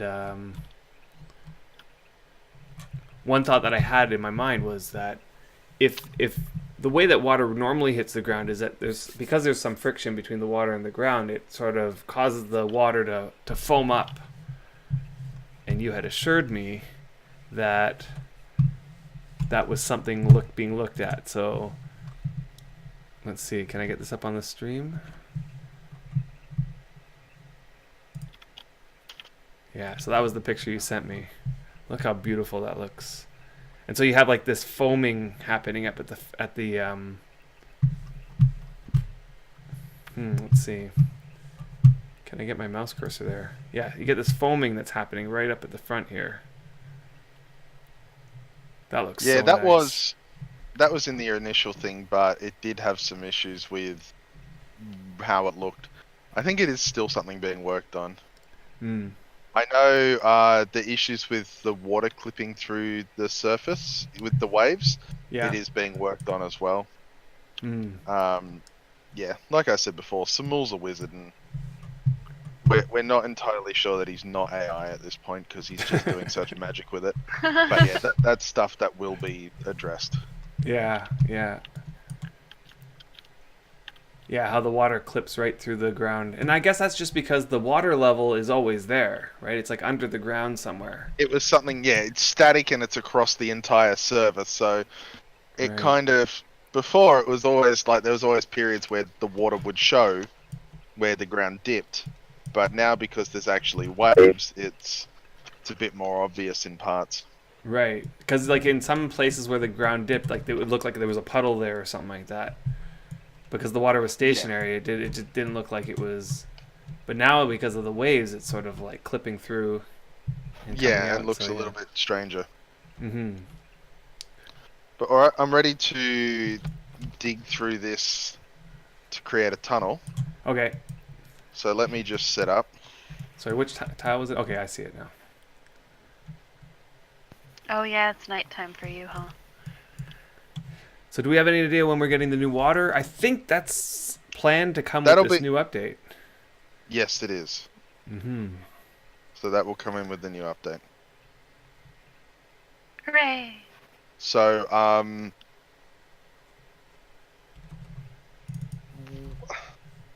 weeks suggest that there's multiple. I'd say at this point days. Yep. Yes, And the, Mad yeah, Mad Nath. Mad Nath, the priest rework. Yep. It's going to be the priest rework, the fishing update, the tutorial system. It's going to be a big And one. then yeah, and more. And more. But we have not shared that stuff. And more. We're not gonna give away all of our tricks. Oh, there's Samuel. How's it going? The foam from the screen shop will be coming back too. Awesome. That's awesome news. That's great to hear.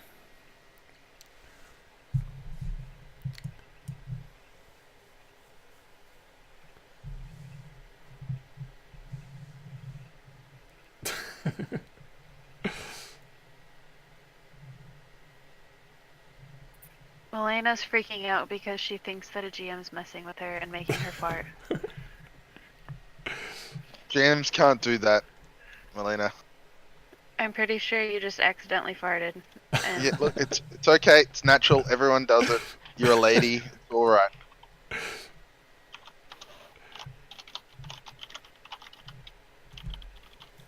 Ooh, there's a moldy roach in front of me. Let's pull that up. All right, we ready to record this? I'm ready. I'm going to use the slow pickaxe just so the action looks like not Sounds like a plan. 0.5 seconds. All right, 3, Right. 2, 1, go.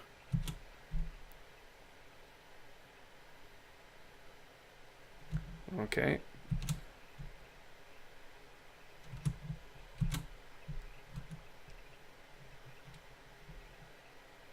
All right. perfect. Okay, it- let's. It was still fast because I guess my skill was 99. Oh, okay. But it took 3 actions to do it. I thought it looked good. Okay.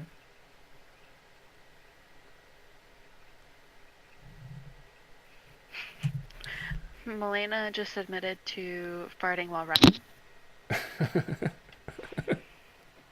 There you go. You know, that happens. It's nothing to be ashamed of, Melena. Everybody toots.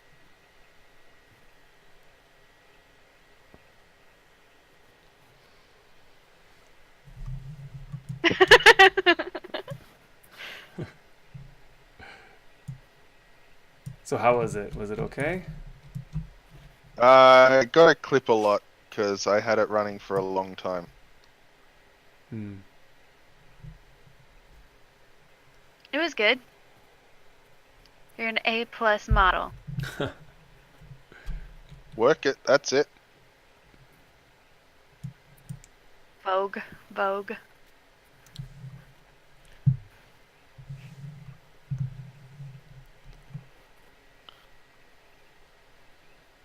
I'm quite excited for this update. Like, I'm really, really looking forward to it. One of the first things I'm... Sorry? Perfect. Somos en local. Oh, yeah. I saw him... He said something in local, but I don't see him in local. So I guess he's using his GM abilities. He's very Yeah, sneaky. he's invisible. Sneaky sneaker. Waved at me. One of the first things I'm like really looking forward to doing is changing my Najo priest to Libela. That's right. That's what you wanted to do, wasn't it? Mm-hmm. So excited. Now I know that the mycelium is not going to come to freedom at first, but is there any plans for that at some point? I honestly don't know at this point. I think it's most focus is just getting the priest in. Mycelium and all the spells that generate it kind of don't really play well on freedom, but they may. It may be something that we can bring in later. Okay.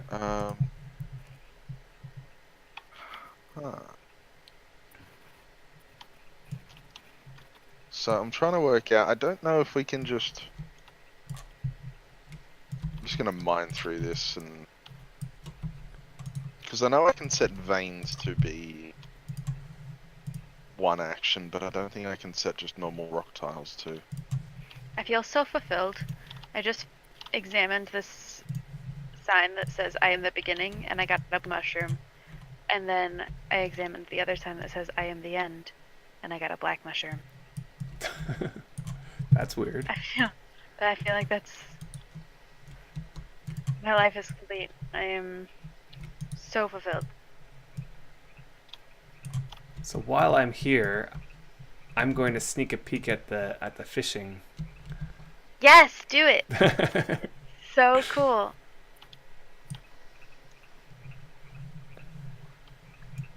Got myself a spear. You're gonna do spear fishing? How do I do it though? How do I do it? So activate your spear. Yeah, got that. Right click the ground. It looks like I'm doing it. Fish. It says that I'm waiting for passing fish. Are they like buses? I got that thing. So, okay, so what's gonna happen, you just wait, and then you'll see a fish swim by. I can see one right now. It's coming from your right. Okay, this little tiny guy. Oh yeah. Yeah. So when he gets close to you, you can spear him.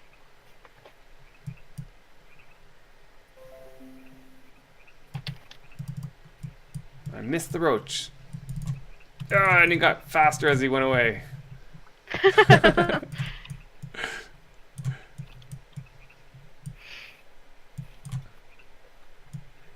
I guess I just wait for another one, eh? Yeah, another one will come.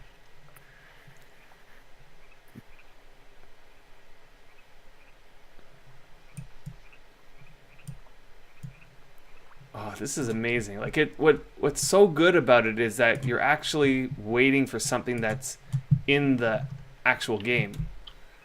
Right. Well, and I think it's super cool because I'm not fishing currently, but I can see what you see because you have fishing going. I can see the fish that you're seeing.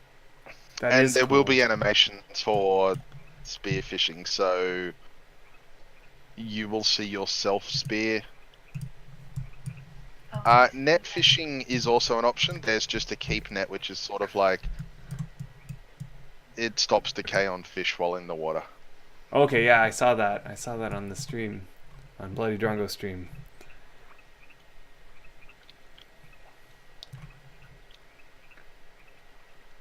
So you can also do a test for fish chance on the land, or on the water, sorry.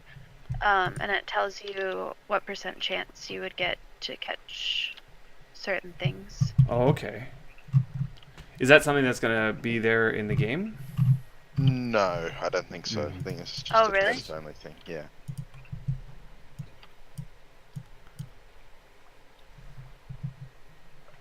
Clam. So that reference to clams and pearls, I did catch that on the stream. Yeah. I have too many things. Now, what if somebody else had a spear and they came up to the fish that was passing by and tried to spear it? Would they be able to catch it? Yep. I don't know actually. I Well, 'cause know. I can see the fish. Yeah, if you I'm- can try stealing his fish though. Like, because then it'd So be like don't you can team fish.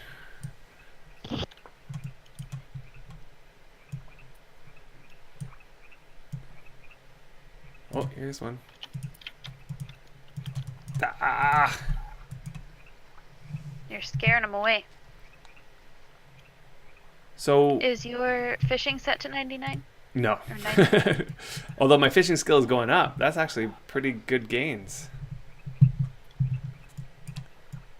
So it's like I'll click on it, and it's almost like I attempt to spear it, but there's a skill check involved, I'm sure. That's what it's feeling like.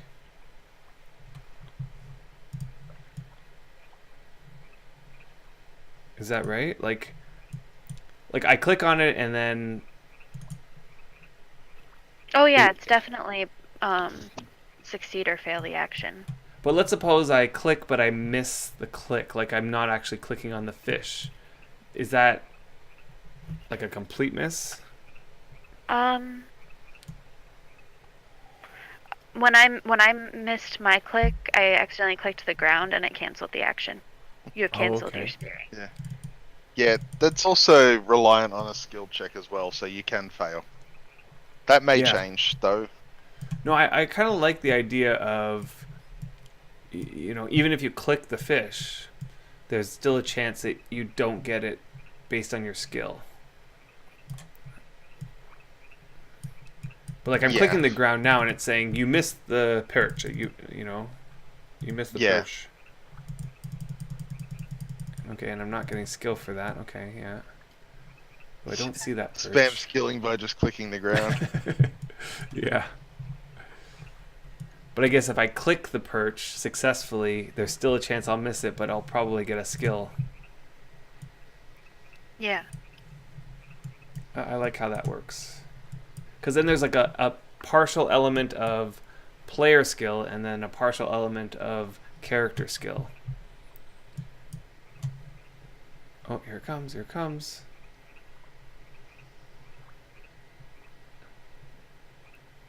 Now I saw on Bloody Drongo's stream there was like a little circular...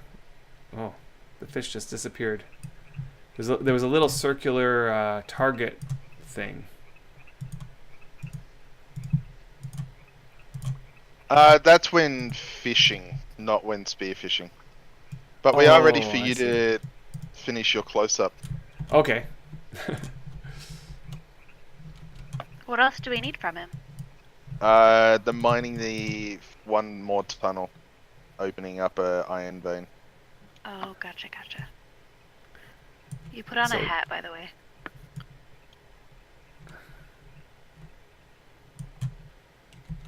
Did I put on a hat? Okay, there we go. And Gaffer's asking, will I be able to craft a pearl necklace? And will I be able to clutch it for dramatic effect? Yes. And are there going to be multiple fishing skills? So will there be like a spear fishing skill and a... No. No, okay, so it's just like You one fishing managed skill. to spear the roach. Nice. I did the Congratulations. thing. Okay. Okay, so ready to go? So I'm just 3, mining... 2, 1. Go. Yep, just mine the tile. Oh wait. Um, I wonder if I'm I should gonna set your skill. skill down. Set Yeah. your, yeah, I'm gonna set your skills down to 20.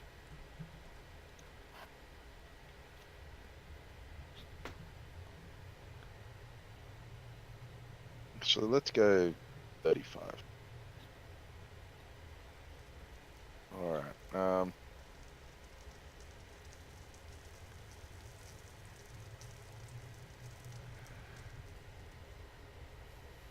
Oh, good. I was about to say some more needs to get out of the way. All right, three. Ready? Three, Yep. 2, 1, go. You missed the huge perch. Dang Aw. it. Keep going. We'll just record it till you break it and then cut it down. Okay. There we go.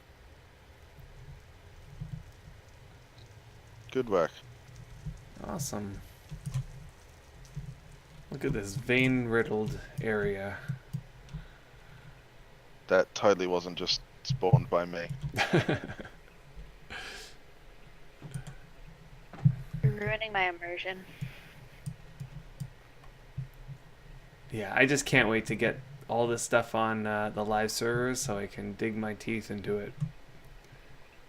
It's definitely going to be fun. Yeah, And you're going to have to come and see Haven's Landing once it's all built. totally. Although it's a big trip. It's a big trip for me. Well, Where is you'll it be at located? the Impalong. Yeah, So you're it probably won't still actually gonna be- at Indy. Yeah. True. We had looked at placing it on Xanadu. Obviously, Xanadu being newer and bigger, it meant that less impact to existing players if, new players were around bashing everything. But unfortunately, not really super that great an idea with the amount of lag that Xanadu can have. Right. So unfortunately, yeah, we had to go with Indy. Although you did mention on a recent update that some changes have been made to reduce lag. What was that all about? Yes. So we have made some changes to reduce lag. We've been running server profiling, which just tells us what threads are using the most amount of CPU time and all that.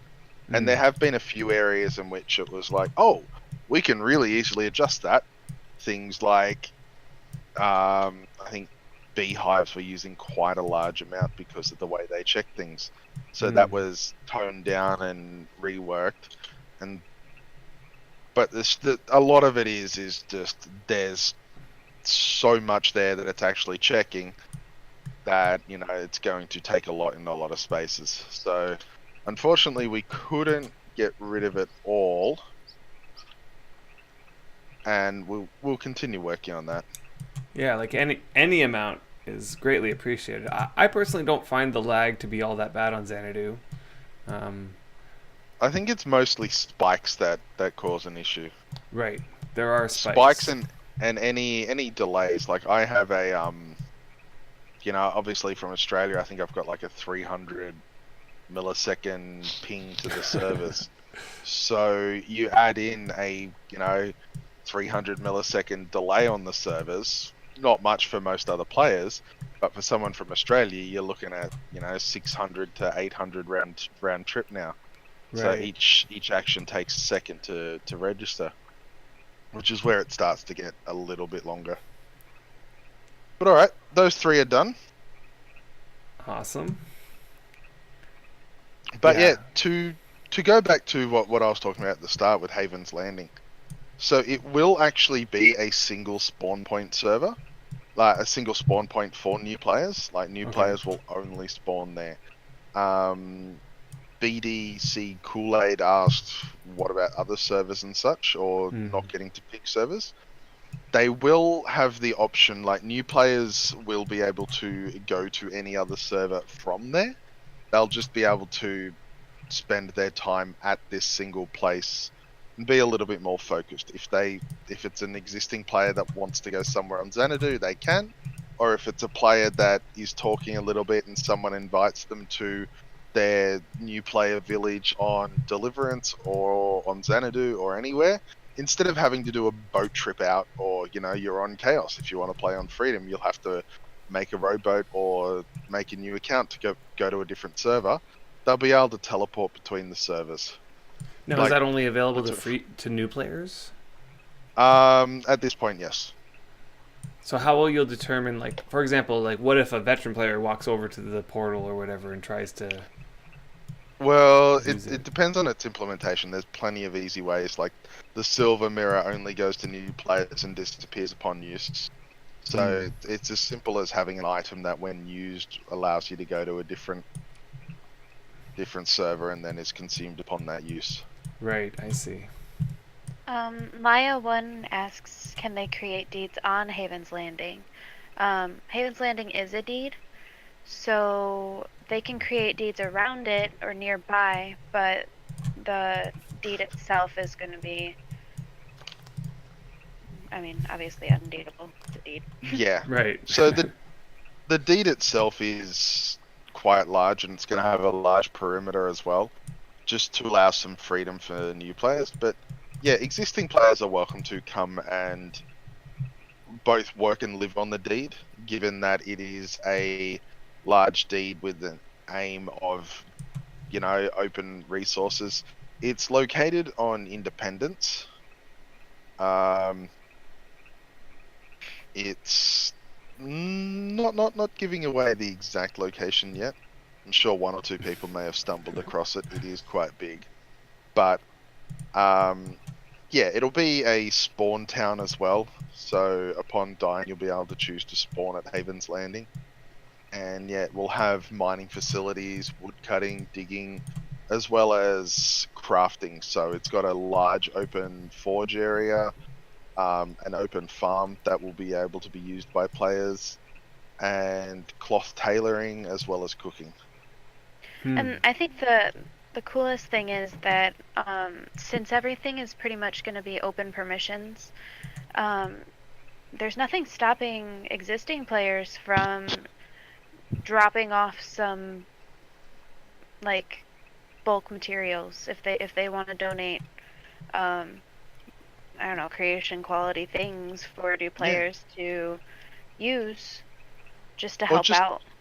Or just taking advantage of the mines and resources there without having to collect their own. There'll be that's awesome. Yeah, because like I think that people in this game, there's a ton of people who really like want to help new players, and this is a perfect opportunity to allow those players to do things like drop off bulk materials for them. Or even drop off horses in the stables, like anything that they want to do to help new players. We've talked a lot about, having people on Golden Valley there to greet new players as they enter. And the simple fact is it's a good idea, but what are they going to do while they're, they're going to be standing around in the tutorial. Whereas this, if anyone does want to greet new players as they enter, there's going to be things they can do. They can literally be skilling on their blacksmithing. They can be doing almost any skill. They can sit there, skill, do their own thing, and when new players come in, they can greet them and keep working on their own stuff. There's not going to be, oh, you'll need permissions for this, or I'll go get you this. It's literally going to be, if you want to collect resources, there's a whole bunch of cotton in here, wemp in here. If there's not, you can farm it. If you need to cut trees, they're over there. I have a memory of when I first started Wurm. Like, we spawned in at Green Dog on Deliverance, and there was just like a large group of people in that area who all just wanted to help new players. Like they had made their deeds right near Green Dog so that they could interact with the new people coming into the game. And so, well, that's it. Yeah. The fewer servers there were, the more the new players were already concentrated. When I started, I think it was before Xanadu, so there was literally 4 on Freedom, 1 cluster, 2 on the other. So even then, that's split between 6. But when you go back earlier to times where it was only Independence, or even further back, only JKH, You know, the idea is to create more of that new town feeling, you know, a town where everyone can use and even live on to a degree. Like, there's not going to be the ability to really secure a lot of your own stuff because, you know, it's not going to be your deed or your house. But there is going to be beds you can sleep in. There is going to be places you can get food and kitchens. There's going to be, you know, crafting areas, and it's all built around. If you chose to live on that place, it's possible. You might not have like total security. You could always build a chest and lock it and keep that somewhere. But you'd be able to have all of that there. And if someone comes along and wants to help new players, they really can easily. They can just spend their time grinding and mucking around in the area. 2 times in a row, I hit my own foot. Was it the same foot, or did you just hit them both? Let's see. Was it the same foot? Nope. It was this. Yeah, it was the same foot.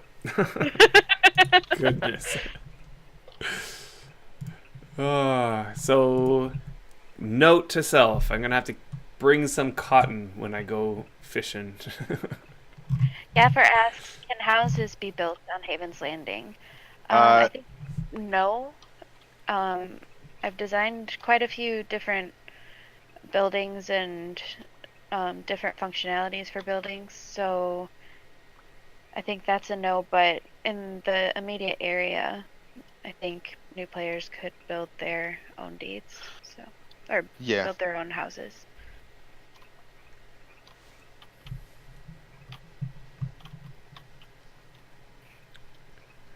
Yeah, my guess is that you're going to get people, like veteran players, building or setting up right near Haven's Landing. Yeah, it's definitely an open area. There's hardly even highways nearby, so we're gonna have to do a lot of work with connecting to existing highways. But there's definitely room for people to deed in the area and build it up, and we wanted to pick somewhere that was kind of secluded for that One reason. thing with deeding in the area, you might not be in local within the current deed space. The deed is a 100 by 100 deed with a 50 perimeter currently. So, if your plans are to have a village in the area and sit in local of new players spawning, not 100% guaranteed to be the idea is a very large open area for new players. So we sort of have created as big a protective space as we can. That makes sense. But, you know, as I'd say that if you're just outside that area, as new players like leave the New Havens area, the Havens Landing, the Havens Landing area, they'll strike out on their own to explore the environment around, and I'm sure there will be people who set up shop nearby just to sort of catch that. Absolutely. Yeah. And the size of the perimeter may shrink. It may be a little bit ambitious with a 100 by 100 with a 50 by 50 perimeter. That makes the entire area 200 by 200.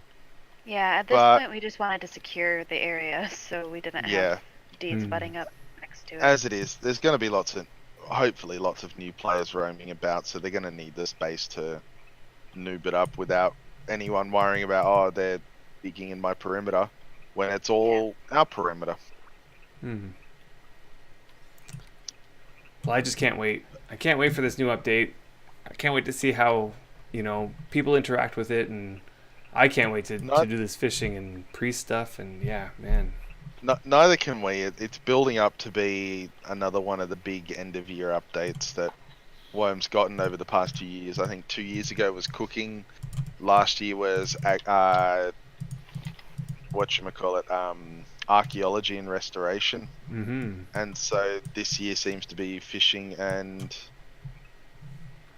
all that rework. It's hard to think that cooking is 2 years old and archaeology is only 1 year old. That's crazy to me. Yeah, cooking 2 years old. It almost feels like yesterday that cooking came in. At least for me, I haven't Yeah. done enough with cooking yet. Definitely It's gotta actually get on called that. arcadeology. Would have just made a typo. It's just meant to be the study of meat. I'm planning on getting it to 100 so I can make the title arcadeologist. Oh my gosh. Yeah. So if anyone wants to avoid that travesty, Skill Get- faster. get to 100 archaeology before me. Arcadeology. So, is there anything else that you want to share with us in terms of like what's coming and what your plans are for either the tutorial or for other things?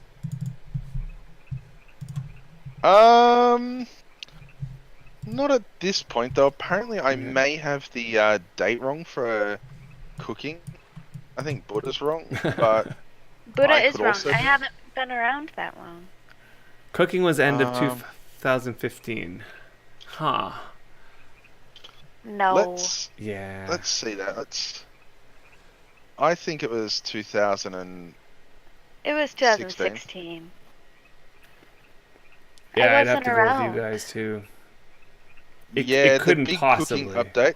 1.3 came out on the 22nd of November, That doesn't help. What and year? that was the 2016. That had all the cooking changes. Yeah, that makes sense. So there, Buddha is wrong. I am right. It's all right. When I started, I think multi-story housing had just come in. I started Okay. shortly after 1.1, and yeah, I started in May, and multi-story housing had come in like in February or something. Okay. Yes, So you you had can. started just Emu. after us. Because we started maybe about a year before multi-story housing. Maybe about a Okay. year. Yeah. So I think it was 2013 that I started Mhm. playing. Okay.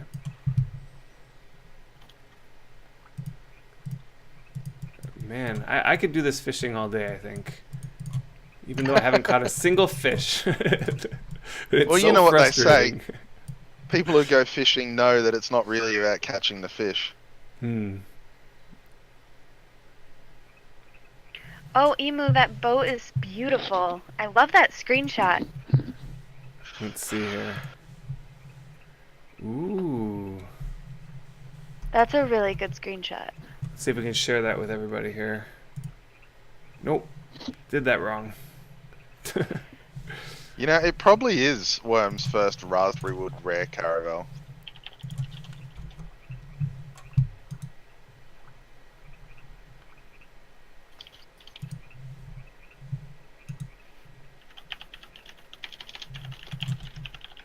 What are you going to call it, Emu?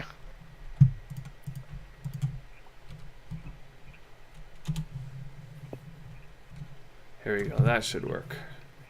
The Datsun. That's a mighty fine ship you got there. No, that's too... It's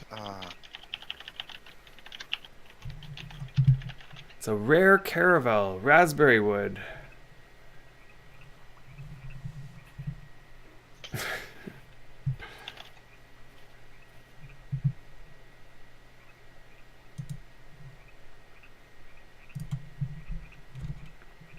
What's that you got for us, Joel?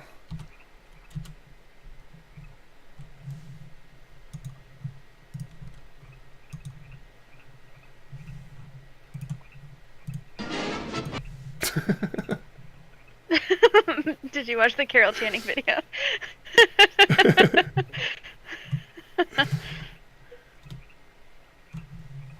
I have my windows all messed up here, and so it's hard to get it into the right spot. But let's see here. This is what Joel shared with us.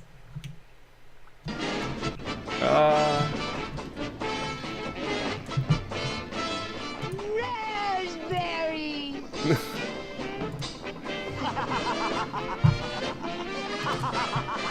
Man, I'm doing a very bad job at this. There it is. It's actually quite funny. If you die from this,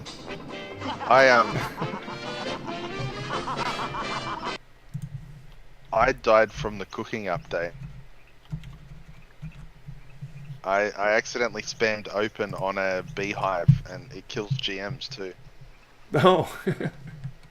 So yeah, there was a raspberry.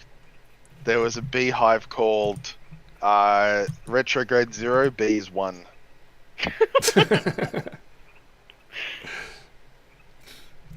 Wait, do you actually get injured when you spear your foot? Yep. Yeah. What? Yep. You actually get injured. This is the third foot wound I've gotten so far. I guess I didn't realize that. That's really funny. I'm curious to know at what level fishing will I start actually, catching stuff. You should catch it pretty quickly. It depends on a few things, I think, though. Okay. Are you clicking with your left mouse or right? Left. Oh, okay. I was gonna Is that say the- because you should be able to catch them right away. Well, I've definitely successfully clicked on the fish several times. My fishing skill has gone up quite a lot. I'm at 11 or something like that, or 12 already. Gotcha. And yet, I've speared my foot 3 times. It seems as though with each successful click on the fish, you get a skill gain. Is that the way it is? Or you get a skill chance? I'm not sure. Yeah, I'm not either. You probably get a skill chance. Yeah.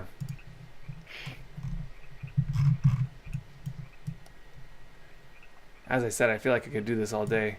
Although, I should probably save a little bit for when we're actually, it's actually live. Just a few more days.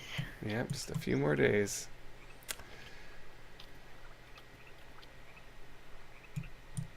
Well, I want to thank you guys for coming on the show and sharing this stuff with us, or with me, Oh, and with anytime. everybody.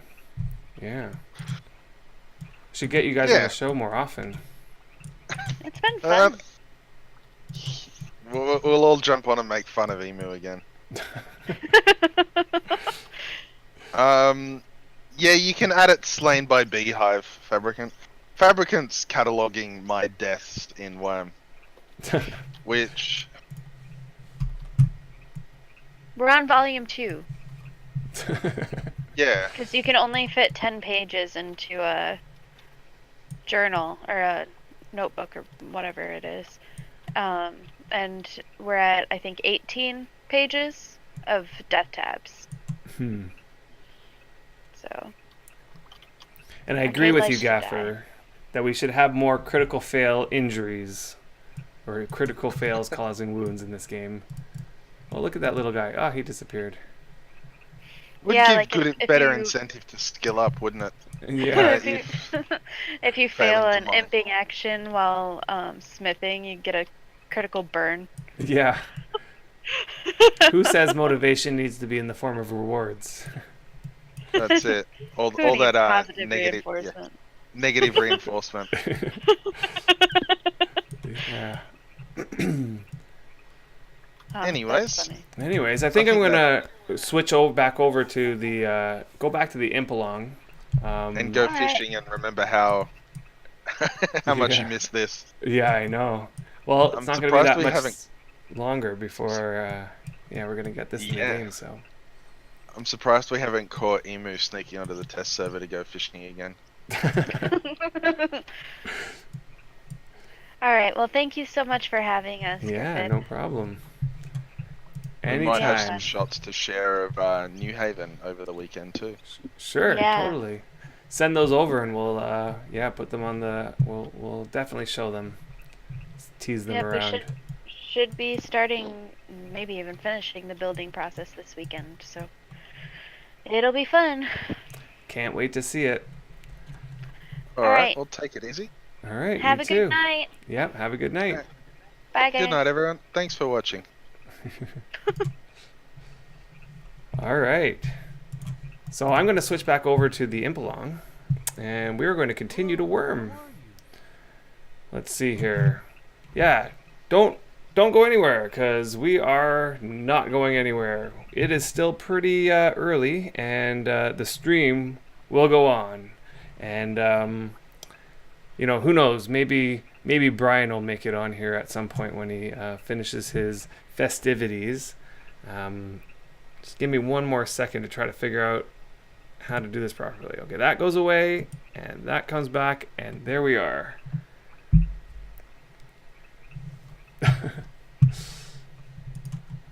Let's see.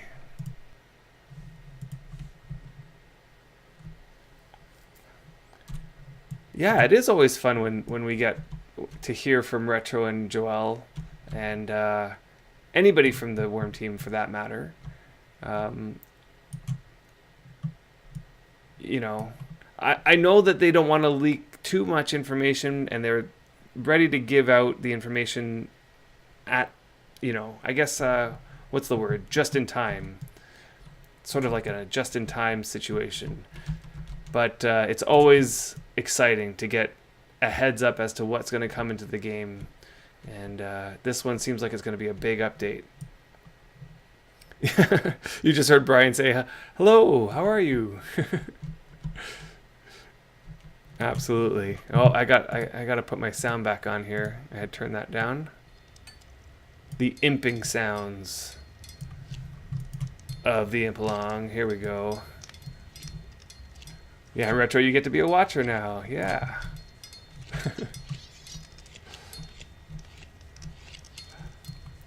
So, you know, we came to the Impelong with the hope of a few things. One of them is that, I mean, aside from the social aspect and seeing everybody and talking to the people that we don't really get a chance to see in the game, I've also really kind of want to get working on my weaponsmithing. That's one goal of mine. Work on my weaponsmithing. And as well, I brought my priests over to do some casting. And one goal I have on my priest is to get that last little bit of faith back up. Because, as I mentioned before, I accidentally lost 0.7 faith. That brought me down to 99.3. That was a very sad day. So I'm definitely going to do some sermons and see if I can get it on that. Oh, there's Draka. Draka had held the Lunalong, or the previous Impelong, that was last week. Hello. Hello, how are you? And that's me assuming that she waved to me. I didn't even check to see the event window here. Man, at this rate, like with the rate at which the event window is spamming, I can't even see anything there. All right, so I'm gonna set up my my setup for imping or skilling up my weaponsmithing here. Let's see, is this the right one? No. So I got my, it's probably down a bit, 98 COC hammer, my 91 COC whetstone, and my 95 COC pelt, along with, this is a good question, did I put my lumps back in here? No, I did not. I probably left my lumps in one of these forges. Hopefully nobody's taken them. There they are. Okay, so I got my lump. And here we go. We're gonna pick, let's see, let's pick this carving knife and let's get going on it. I'm gonna turn on my sleep bonus, of which I have much, because we got 10 hours of sleep bonus not too long ago. And we are going to, oh, somebody's picked that already. Let's see, let's pick something else. There's some butchering knives. We're gonna pick Time Kills Butchering Knife, and we're gonna do some imping on that. Yeah, I know, 0.7. You know what it was I was mending an item. I was mending an item down. I just wanted to get it, I think it was at like something like 40 quality, and I wanted to get it down to something like 10 quality, which is many mends. And so my strategy was I would just take I think it was a pickaxe or something like that. I took the pickaxe and I would try to damage or destroy a BSB or something like that. But before the action finished, I would cancel the action. And I was thinking to myself, like, that would prevent the BSB from getting damaged, so it wouldn't finish the damage action. And it would also damage the pickaxe a little bit so I can mend it. And in my mind, I was thinking that would make it so I would completely negate the faith loss because I wouldn't finish the action. But it turns out that you get the faith loss the moment that the action begins. And it took about, I guess it took about 7 actions before I realized that was actually happening, because you lose 0.1 per time. In fact, I think that your god only notices some of the time, so it might have been even more than 7 actions before I noticed I was losing my faith. What's going on here? Oh, I do not have this on my hotbar. This is a gripe that I have. I've mentioned this before. I feel as though when you change your tool belt, it should automatically save. You shouldn't have to click the save to tool belt. I feel like every change that you make should just save automatically. I don't know how many times that I've changed my tool belt and then I switched away from it, and when I came back it was not saved. I had to do it again.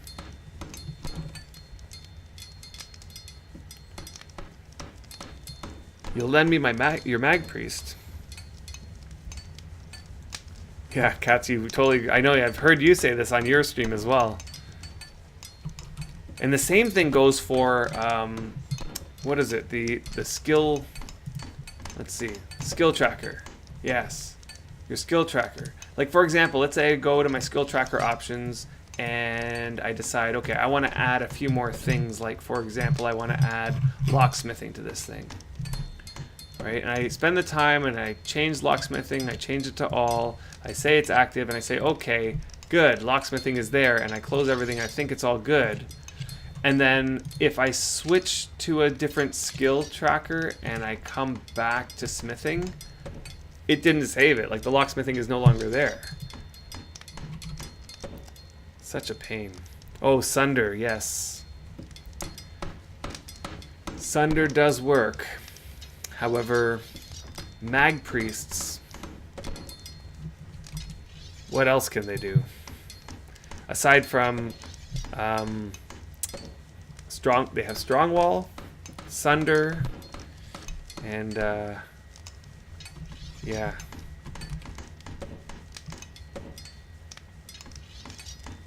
But I do agree that I could have.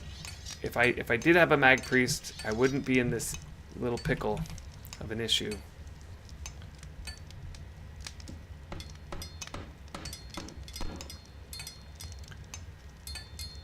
Now, I don't know if you guys ever been to a sermon or been part of a sermon as a priest.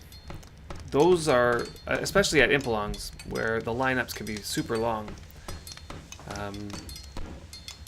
Yeah, it's a long wait, because each sermon can happen. You know, you can only have a sermon happening every 30 minutes. So you gotta wait your turn. Let's say there's 10 people ahead of you, and every 30 minutes the next person goes. You know, it's a good long wait before your turn gets to go. Christmas party. Awesome. Well, I hope you enjoy, Bloody Drongo. And thanks for showing up, and have fun at your party.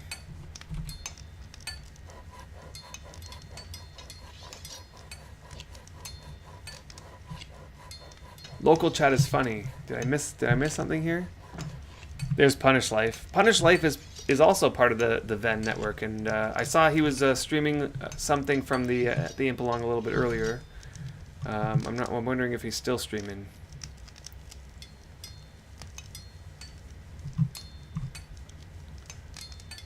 Usage strudels. Your chain armor piece. Okay. Drink station being prepped now. Should be ready in about 10 minutes. Drink station. I'll have to go check that out. I gotta keep up with my imping.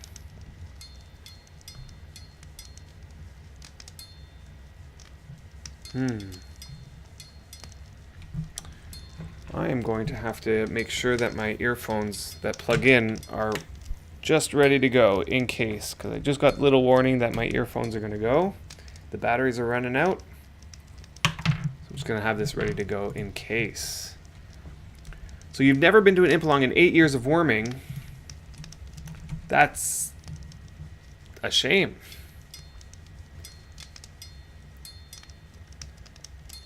So, in general, it's one of each type.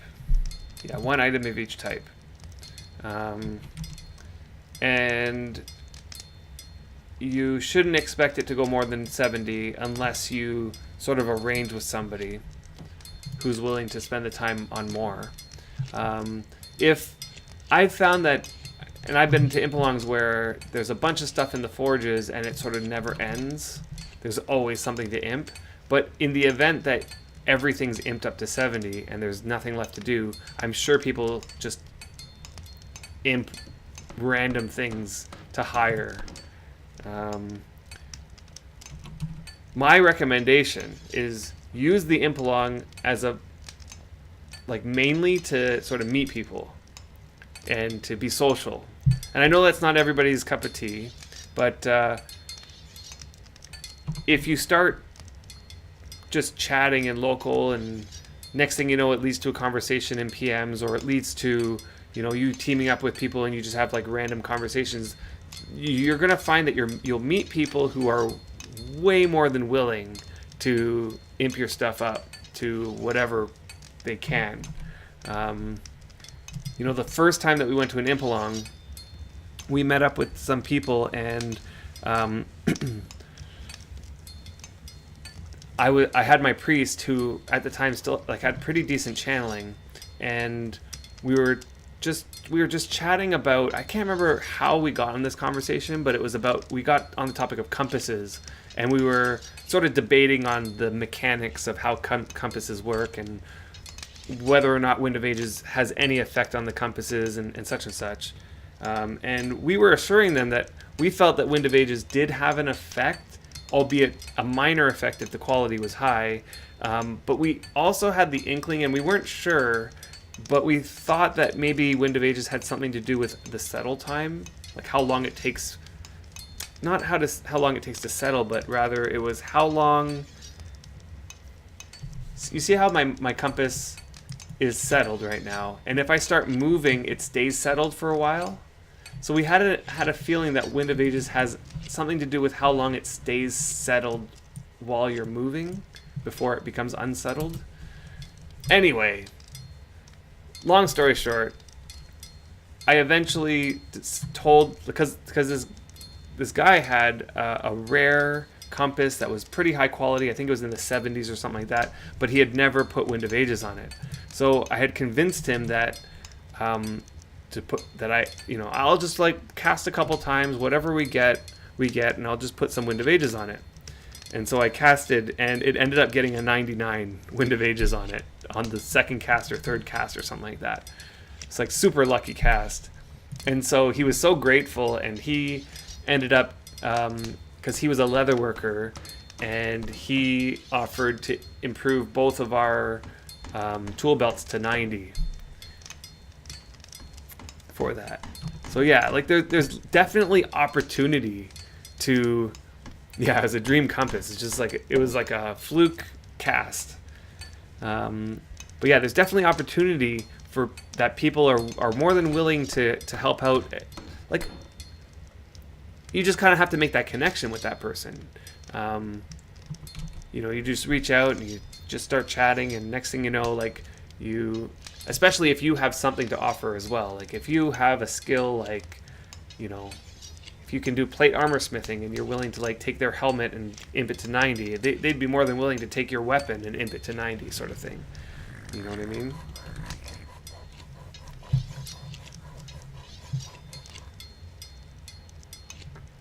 Yeah, armor should be a full set, yeah. Yeah. You definitely, you're thinking along the right lines, Absurdities. You don't want to sort of like overimpose, but you know, reasonable amounts of things, because we also don't want to run out of things to imp at the same time. So there's a little bit of both sort of sides there.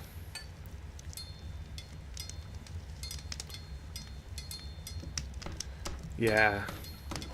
See, I feel that. I also like to have my imping tools up there.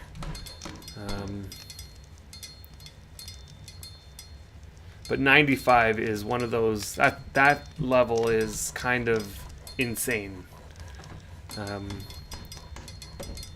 Let's see, is my tools even 95? So this hammer is at 92. It's my imping hammer. Let's see, what's my other hammer at now? My hope is that it's 95. Where do I keep it? I keep it in my building section. Oh, it's only 93. Goodness. I'm gonna have to spend some time on that. But yeah, for me, my blacksmithing's pretty decent. It's at 99.88. And to get, if I wanted to get this 93.66 hammer up to 95, I'm probably looking at least a half an hour. At least a half an hour of imping. Yeah. And food, I've been told that there's food available here. I just don't know where it is. Have to go searching for it. The other thing that I really love about coming to these impalongs is just seeing other people's get-ups. Like this guy over here looks like he's in a football outfit. What has he got on the sides there? Ah, it's the skull shoulders. And the green scale. That looks beautiful. Smackdown. Food is in the large magic chest. Let's see here. Because I am in need of food. Large magic chest. Ah, yes. Affinity food. Oh, goodness. It's like they have this all in... Let's see. Yes, it's all the different affinities. How do I know? I guess I just have to taste. Okay. Good luck finding your affinity. Yes. I'm sure that there's a way. I'm sure there's a way.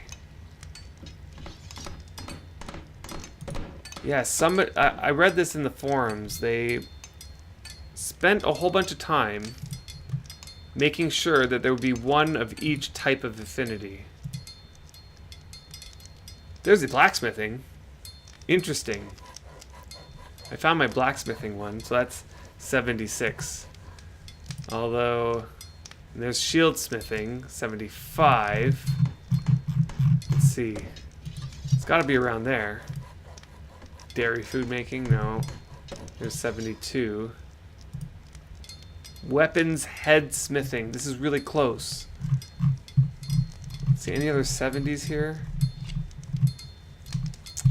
Is it in the other pottery bowl? Somewhere in the 70s. 71. Taste. Bladesmithing, 70. Duh, masonry. Okay, so 74. Is 74 around? There's 75. Whoops, let's change this so it's in the right order. 74. Taste. Armor smithing. Boy, oh boy.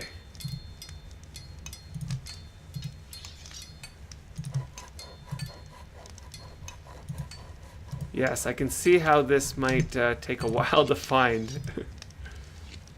So I got weapons head smithing, and this one is chain armor smithing, and this one's armor smithing. Like, they seem to be in order, so what's the significance of the number? That's a good question. I am not 100% certain what the significance of the number is. However, I do know that the way that affinities work is that each meal comes out as a number. And that number is associated with a certain skill for your character, but a different skill for another character. Like if I taste the 108, and that's going to help me with hammer, that'll give me an affinity towards hammer. But another person's going to taste the 108 and get a different affinity. So it's not like I could figure out exactly what my affinity is. Although I have a feeling like there is a mechanism, or there is like an equation that you could figure out what your number is, particularly for what skill that you want. I'm just not 100% sure how that all works. Okay, there's cloth tailoring. That's masonry, and 71 is bladesmithing. Goodness. So where's weaponsmithing? You know, this whole queue. Hatchet. Wood cutting. There's wood cutting. That's an interesting one. Pottery. Rope making. So the sequence is the same for everyone? I don't know if the sequence is the same. Yeah, I don't think so.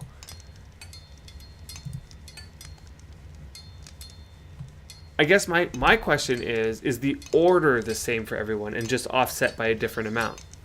Like, for example, if my 61 is digging, and then 62 is pickaxe, and 63 is shovel. So digging, pickaxe, shovel. For somebody else, is it like their 52 is digging, and then 53 is pickaxe, and then 54 is shovel? Like, is it the same order, just offset? Taste one meal, tell me the affinity and the number, and I'll give you your affinity. Thank you, Fabricant. Okay, so 63 is shovel.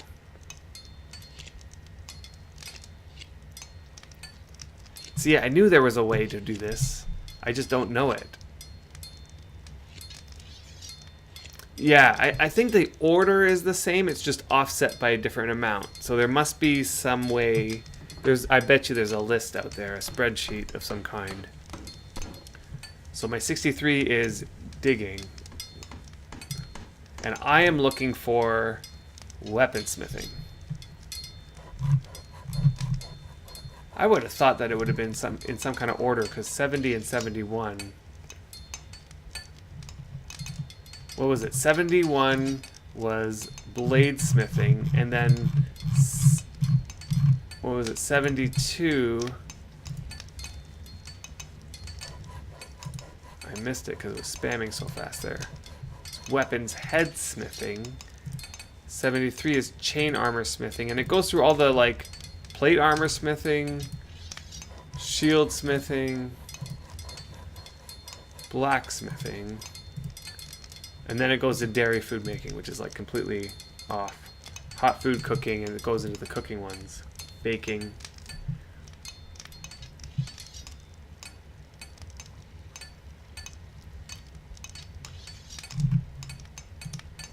See if I can find it by doing a random.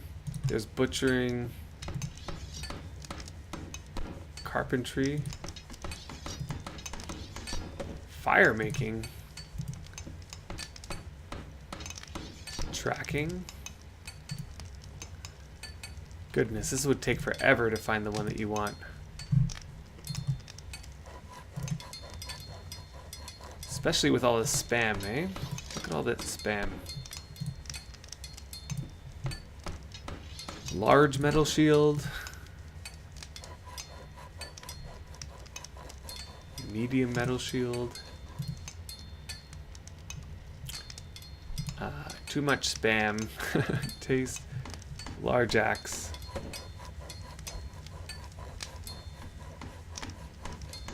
Okay, 34 or 35. Let's test this out. Taste pole arms, and 35 is tailoring. That doesn't seem right. 35 is tailoring.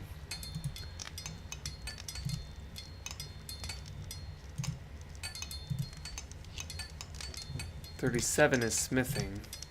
Oh, found it. 38. Let's just double check that. Weaponsmithing. That's it. Okay. So I'm going to eat a little bit of that. And stop eating. Stop eating. My escape isn't working. Was there a lag there? That's weird.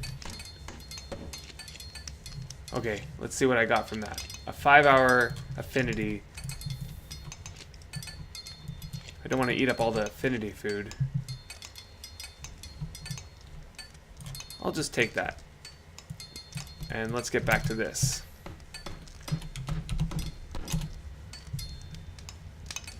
Another thing I like about Impelongs. Let's see, staff. Yeah, another thing that I find really interesting about Impelongs is that because of the amount of imping that's happening, it's not uncommon to see rare items getting created. So if you drop off your items in the forge, it's almost like the lottery, because it's very possible that you have the chance of your item turning rare. I think that adds an extra element of fun to the whole thing.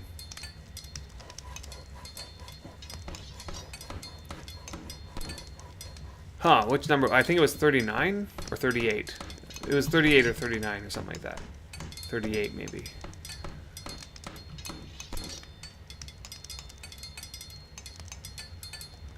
Oh, you got a supreme trowel. That is lucky. Lucky. You got your longsword and hatchet. Wow. Yeah. So that's a fun little element, especially for a new player who comes with, like, you know, their tool set and they come and put it in the forges to have the chance at getting a rare item as a new player. That's just 1 in a million. Not 1 in a million, but it's like it's a great opportunity. Let's put it that way. Great opportunity.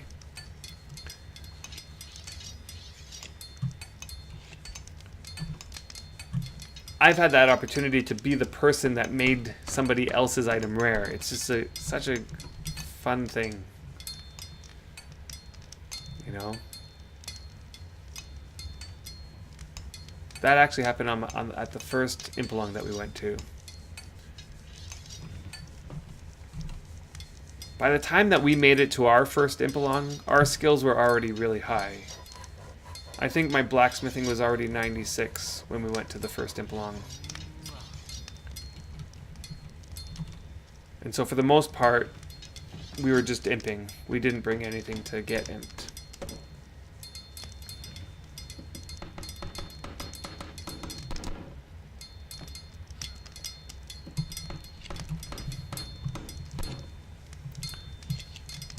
I'm gonna look through here to see if there's anybody that I know. Fabricant's here. How's it going, Fabricant?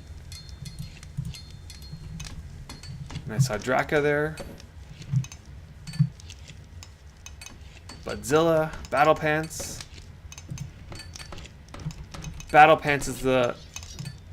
Oh, I see. I can't imp this because it's silver. Huh, that's also silver. Boy. That's steel. I know that there's some, that's steel as well. I know that there's some steel over there, and there's some silver and stuff, but I brought my iron lump that has 102 Circle of Cunning on it, just so that I can get some skill here. Okay, Sam Stout. I'm gonna impure Maul. How do newbies get to that Impelong without a rowboat? Good question. Good question. Yeah. Not easily. I bet it's too far to swim, that's for sure. Yeah. You know, it's not that crazy to have silver weapons these days, because ever since they added, you know, the different metal types get different bonuses, I think silver is the best item for weapons. Fabricant. This is probably it. Maybe check a few to make sure. Okay, let's see. I have to copy that and bring it into over here.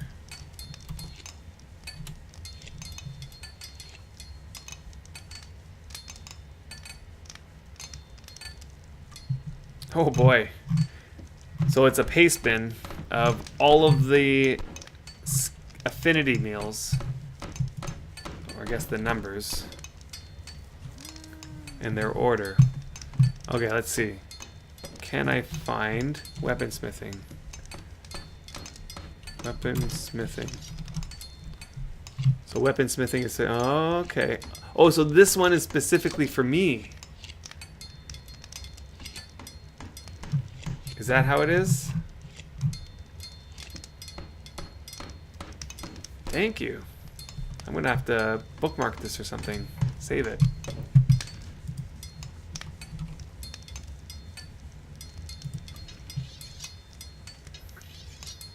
Or no, that's not for me. I see what that is. Okay, so that's the original.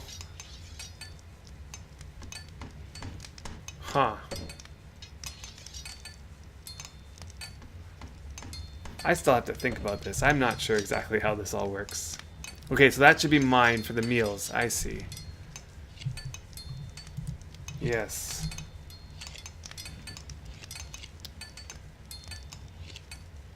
Well, thanks for doing that. I mean, in case, like, just so that people can see what I got sent here. Fabricant did this up, but I think it's just for me, right? Like, this is specifically because mine was at 38 was weaponsmithing. I may have to just change to the wired version.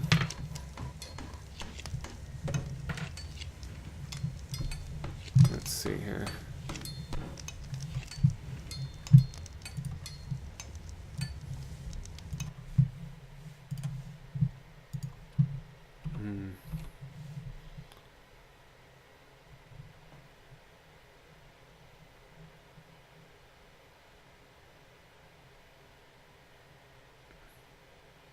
You know what?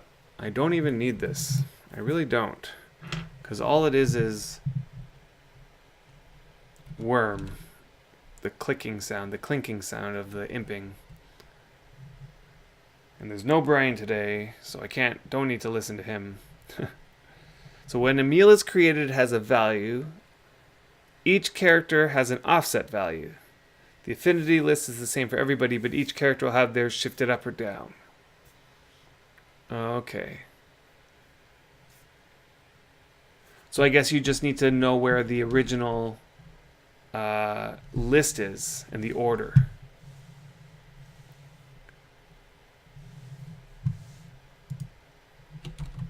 Okay, that's cool. All right, let's take that off now.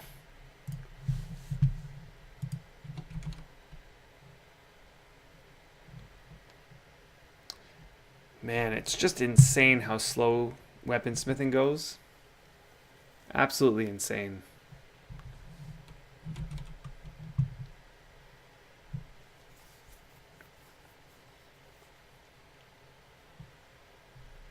That's a good question, Budzilla. I think that there is a list on the forum somewhere.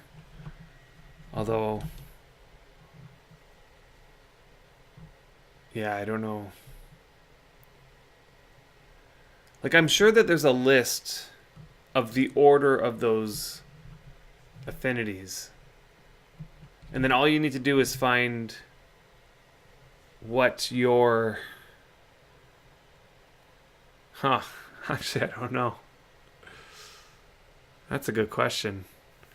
I don't know enough about cooking to answer these questions. Maybe it's that in one of those... you know, there's like meal creators.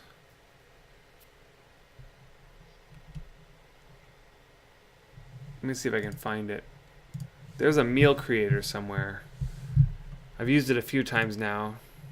And it essentially allows you to create a meal that has an affinity of your choosing.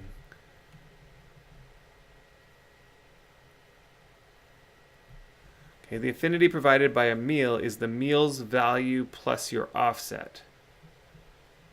Yeah, but how do we know what the value, like that affinity's value is? Let me see if I can find this.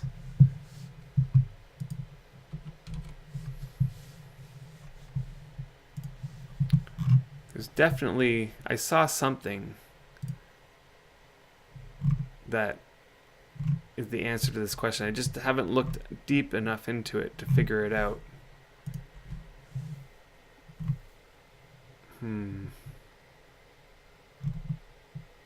Maybe it's under the tool belt section of the Wurm of the forums.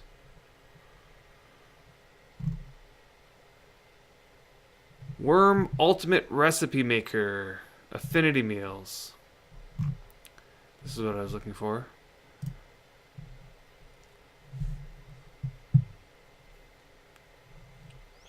Okay.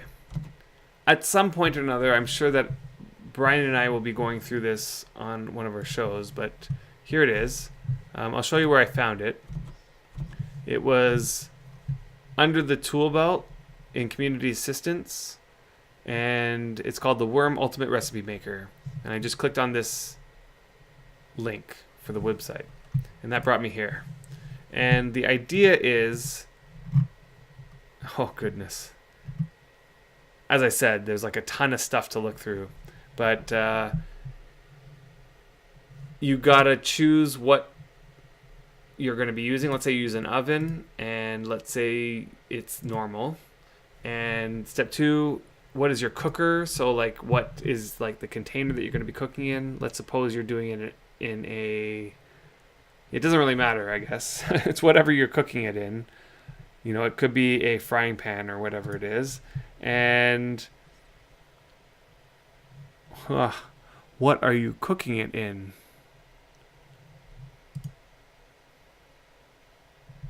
Okay, yeah. Step 4 is choose an ingredient to put in the meal. So you would choose something that you have available. You see how all these things come with numbers? Those numbers are adding to the whatever number it starts with. I don't even know how it works exactly. But all these numbers add up and continually push, add to the number that is currently there, whatever that number is. And that's eventually going to get you to, the number along this list, right? So like if you are currently at, you added enough ingredients and you're using a cooker that is going to give you number 48, and then you add another item that adds 10 more, it's going to be at 58, sort of thing. I know, it's like super confusing for even for me. I'm not even, I haven't had enough time to look through it all, but I know that's the gist of it.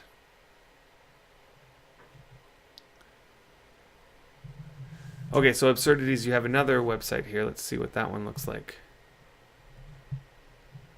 I think I've also used this one too. Yeah, I've used this one as well.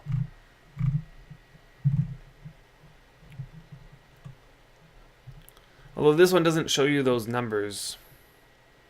But I've definitely used this one, and it works just as well, I'd say. You assume it's a modulo function. Any idea what the modulus is?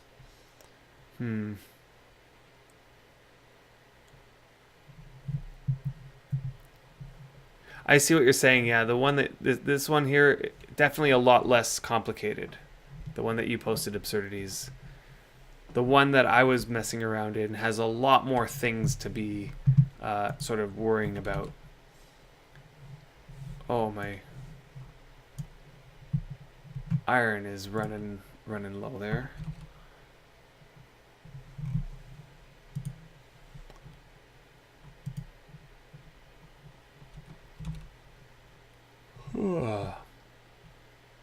Yeah. Yeah, I can show this one a little bit more. Let's see here. Copy link. Let's put it over here.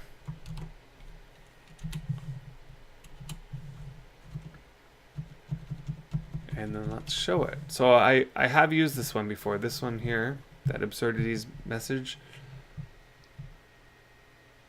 So this one's a little bit easier to use for people who are not really worried about all those details.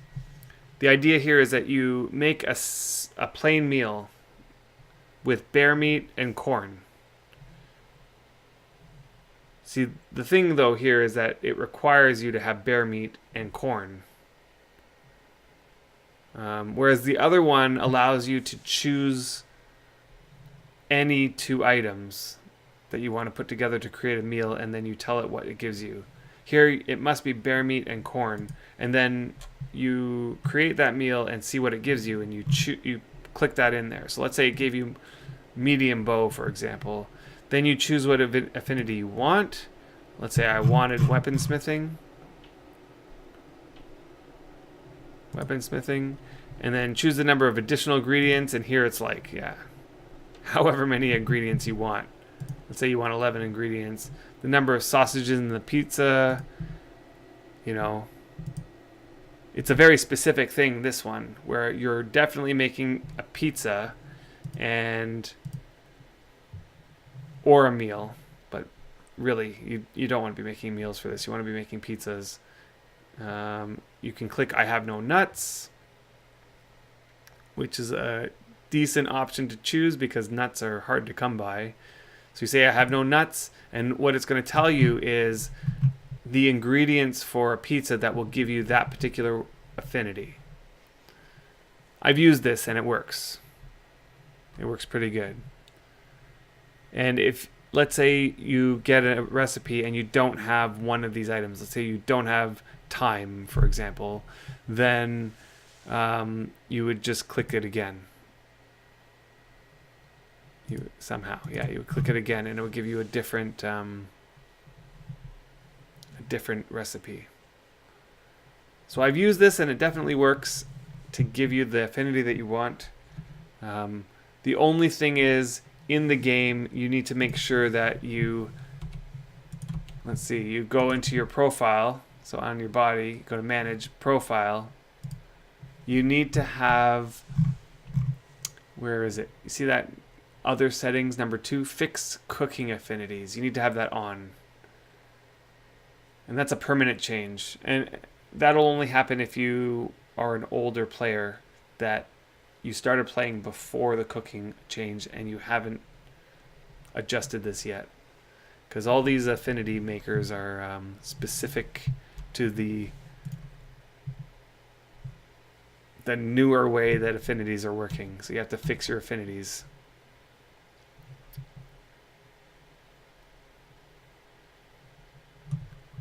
Oh yeah, let's catch up with what you guys are saying. There's 138 skills in the game. Yeah, it's crazy.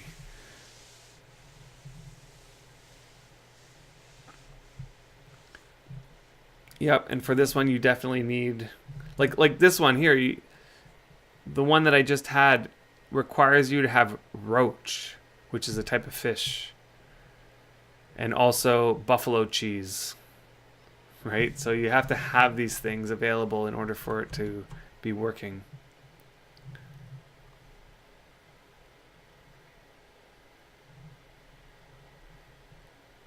I know the skill list order, that doesn't change. That's why I asked you to taste one meal. Yeah. And then you shifted the table. I'm still mad that my named recipe got renamed to somebody else's. Is that how did that happen? You got to name a recipe? And then it got changed to somebody else's name? That doesn't seem fair.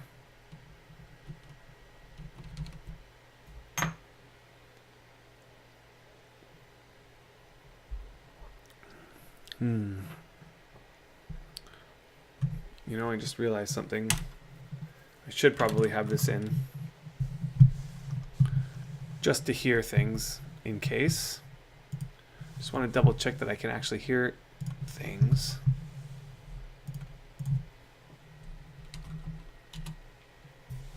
You know, Wurm has this funny, interesting thing where... Hi. For some odd reason, if I switch audio sources. Not sources, but audio outputs. So if I'm using speakers and then I switch to my headphones, for example, Wurm does not come along with it. Everything else does. Every other program will come into my ears. It's just Wurm does not come. It's like Wurm gets attached to that particular output source, like the output type, and it stays there no matter what you switch it to.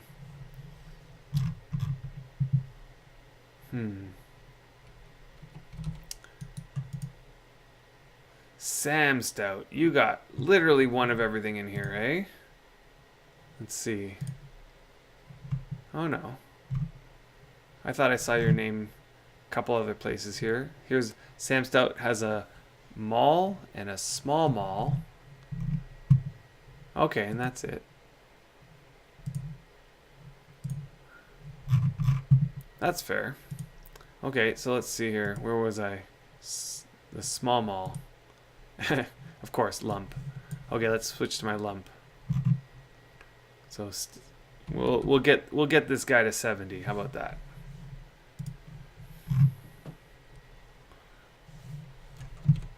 All right.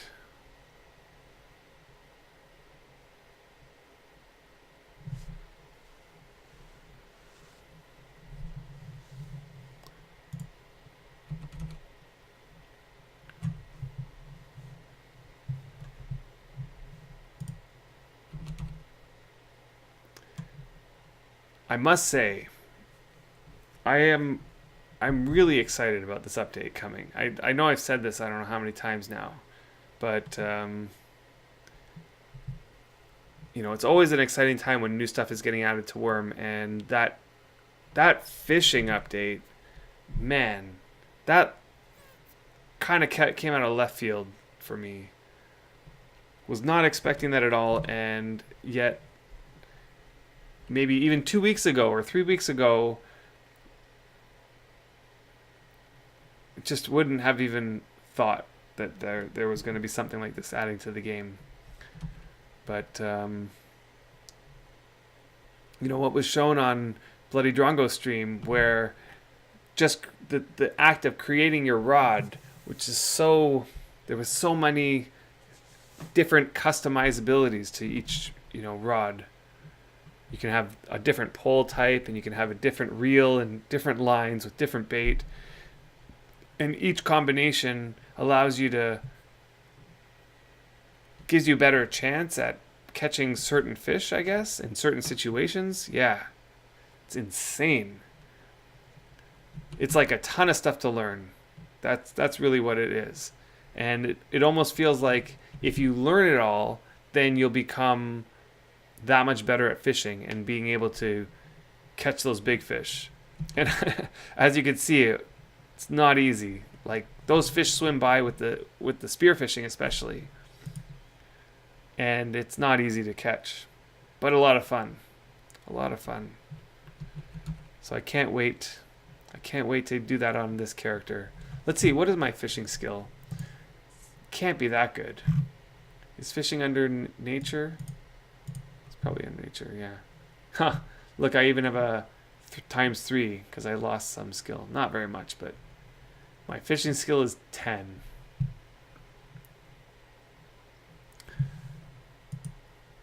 And in that short time that I was on the test server, I got more than 10 skill. So yeah. Yeah, the amount of depth is great. Absolutely, I agree with you, Budzilla.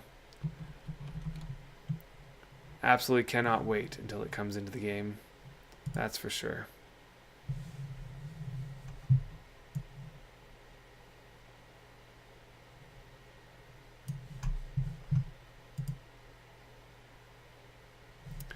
Yeah, what do you guys think?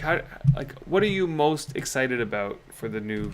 I know who was it that was saying they can't wait for priests. They want to make a priest character. Was that that was?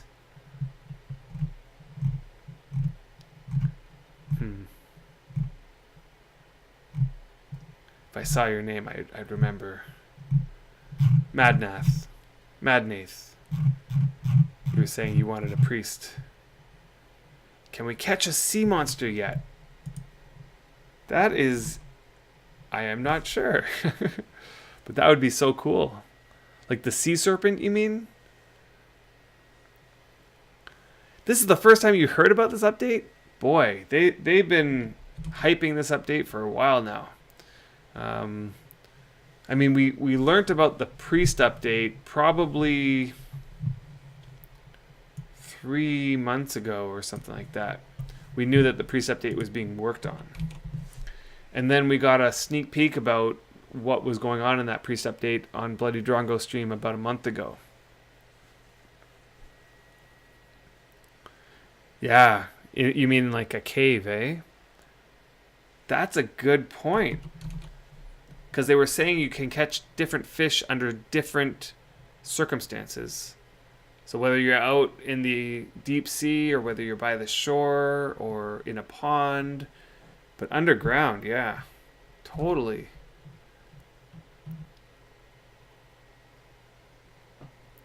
And I almost felt like the pearl thing was sort of like let slip.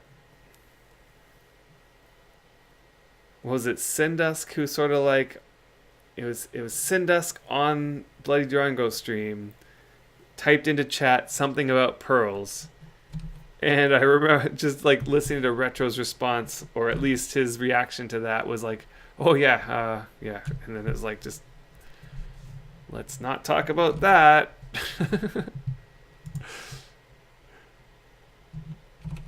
Something's definitely has to do with those pearls that they don't want to let anybody know about.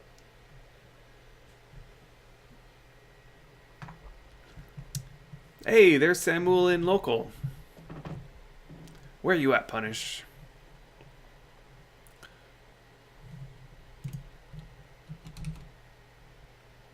Yeah. I am very curious about those pearls and their function in the game. Lots of things I'm curious about. I really do want to sink my teeth into the priest update, the Libella change, or the Libella coming to freedom. I'm definitely switching my Najo to Libella, that's for sure. And playing around with that, it's going to be a lot of fun.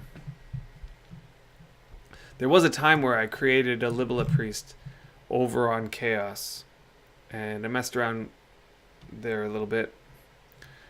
I think I got my channeling up to 40 or something before I decided to come back to freedom. Or maybe it was 60. I changed that priest to a Vin alt, specifically to link with my main to cast Mind Stealer. And there was a time where I was doing those, like, you know, fully enchanted weapons with life transfer and Mind Stealer and that sort of stuff. But as it turns out, keeping premium up for 4 priests in order to do that was a little bit draining. So yeah, that didn't last long.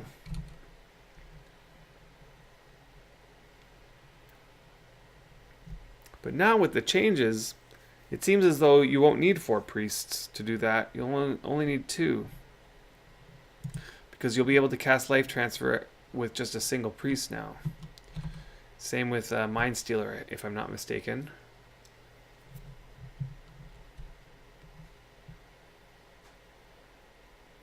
You've always wanted to make a priest, but it seems so intimidating. You know, it is a little bit much. I'm not going to lie. But it's one of those things that if you've always wanted to, it's something to, you know, it's something extra to do. Looks like investigating on sand works better now. Huh. Was there a problem with it before? Investigating on sand. I don't think I've done a lot of that, investigating on sand.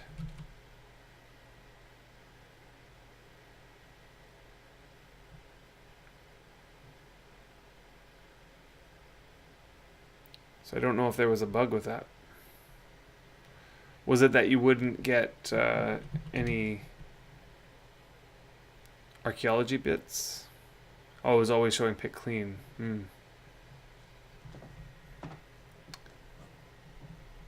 Yeah, I don't know. I don't know if there's a bug fix. 2 people fighting with fish behind me. Where?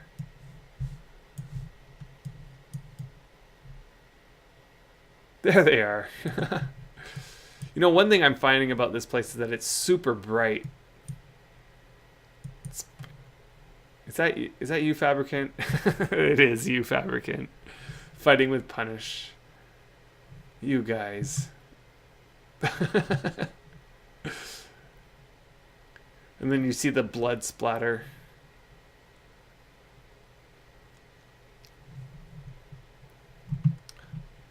Now you've distracted me. Now what was I doing? Okay, I was imping this. Wasting my sleep bonus. You know, it doesn't take that long to get to the point where you're all colorful. If that's what you're interested in. Silverwolf. I really like that color on that Drake. You know, they did make a change where you can dye. You're only targeting the crotch. You're hilarious, Fabricant. Hilarious. So you want to kill mobs without fear. I'll give you a tip. Get yourself a life transfer item. Like a weapon with life transfer casted on it. It's a little bit of an investment, so it's like a goal to work towards. But as a new player, if you can get yourself a weapon with life transfer on it, it goes a long way to getting yourself, you know, essentially the idea is that every time that you hit something, it'll heal you slightly. So any damage that you're receiving from the mob, it sort of gets mitigated by this life transfer. And with a life transfer weapon that's a decent quality, you'll pretty much, as a new player, be able to kill spiders and anything less than a spider. So you do that for a while. You just go out and you kill mobs that are appropriate for your level, and you'll start finding that your fighting skill will go up a lot faster because you won't be stopping to heal yourself as often. It's still a long road to get your fight skill up, but life transfer definitely makes that a lot easier. Yeah, that's true. If you're at the Impelong, I'm not 100% certain if there are priests casting life transfer, but you could ask. There's no harm in asking. Yeah. There are a lot of skilled players at this place. So far I've gotten 0.05 weaponsmithing skill. I'm definitely not optimizing this. You know, it would be better if I had... it is better when you have like 5 or 6 of the same item. The way it is here, it's like you can't find the next item that... Let's see if I can find a few items to queue this up. So I'm going to imp this. That's steel. That's steel. Silver, silver, steel. This is an iron scythe. Okay, I can queue that up. Steel. This is iron. This is iron. Okay. Let's do that one, and then I'll come back to this one. Silver, steel. Let's do that one. And I'm in the middle of sharpening this one, so when this one finishes, I'll queue up another one. It just takes a little bit more focus to queue up actions here.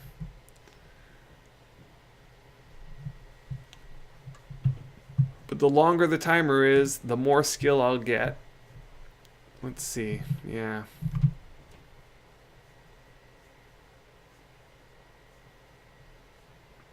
What am I getting?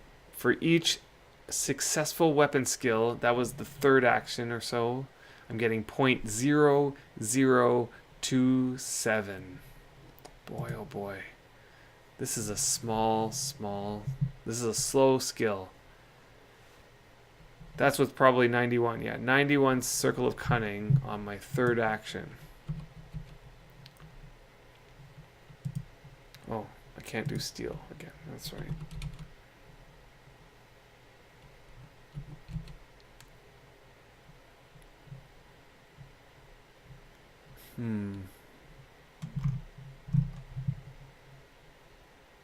Okay, here's a bunch of iron. And some of these are right close to my skill. So this is a good segment here to start imping.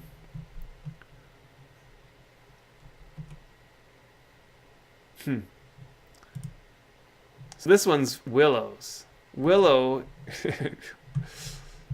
is the she used to be, I think she used to be a GM, or she's still a GM, and she held the very first Impelongs, the first set of Impelongs. The first Impelong I went to was Willow's last Impelong. Yeah, that was the first one I ever went to.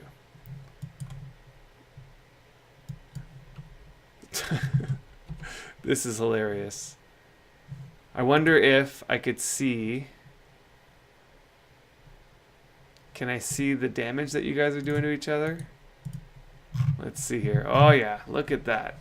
Okay, so that's Samul. And here's Fabricant. I'm going to keep track of their damage here. This way. Oh, it really looks like Fabricant has Samul in this. Fabricant is hurt. Samul is wounded.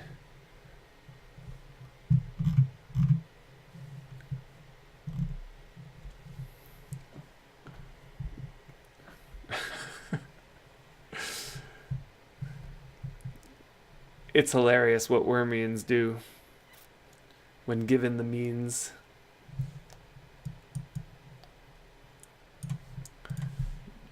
It is absolutely hilarious.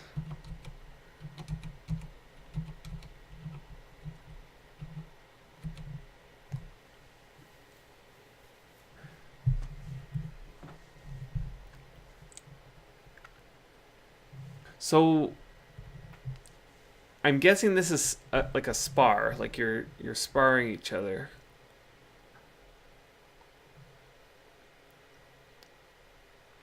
I've heard that there's a possibility that you can actually die from sparring. Is that right? Oh goodness. Punish. You're right in my face.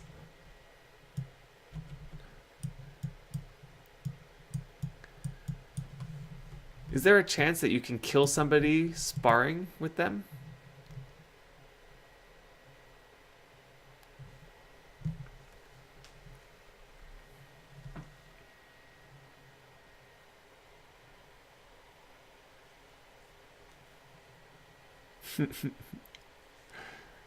Yeah, he is dual wielding fishes, yet he's losing.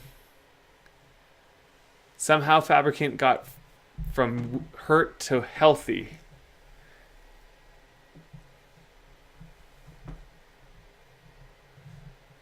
Wow, Fabricant, how did you get this on your tooltip? Where it says, not a fabulous man of Rifleman Bank Station. Oh, I know. That's, I see. That's like the role that you can put into your deed. That's interesting. You almost can put anything there, eh? Like if you go to manage... Oh, I know why. Because I'm not on Xanadu. We're on a server where we don't have deeds, so... 1 minute, streaming the fight.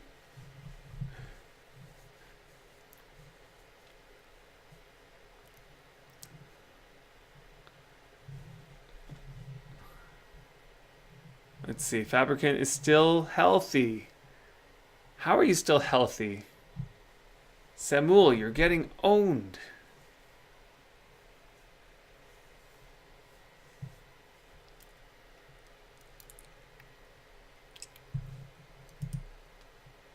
Oh, let's see. If I target, can I examine? No. How do I target without attacking? I suppose that it's on my... If I go to my select bar... No, not select bar. Is it select bar? Yeah, there it is. I can use the select bar to keep track of health. Look at that. Fabricant, you're barely lost any health. How is that? You're saying it's the power of fish. Yet Samuel has 2 fish.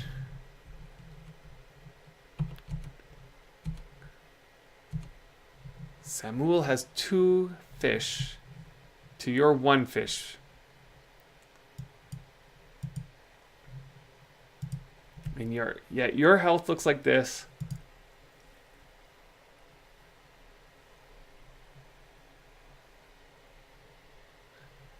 And Samuel's health looks like this.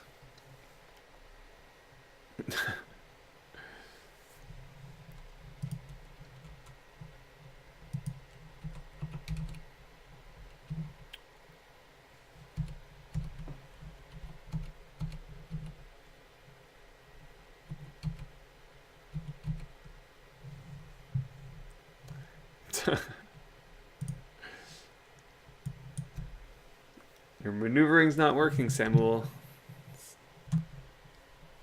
It's not about how many fish you have, it's how you use them.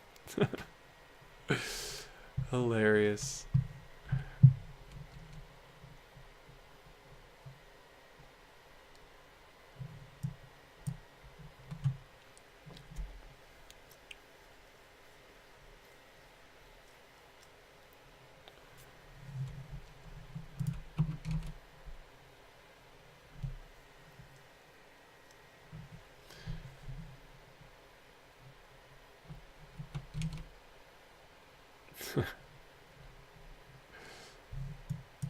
Definitely looks like a fishing attempt.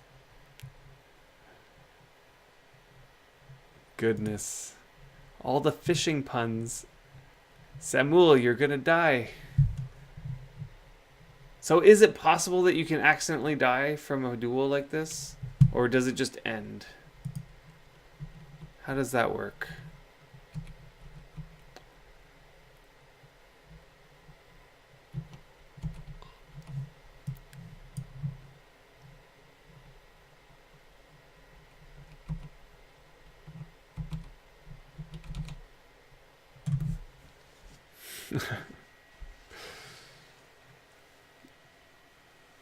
He is in COD mode.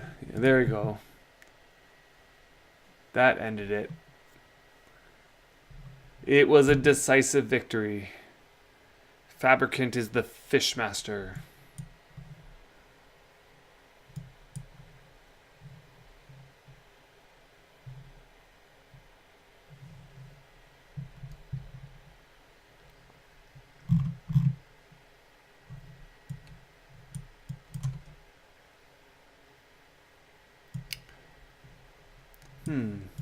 The fire is starting to fade.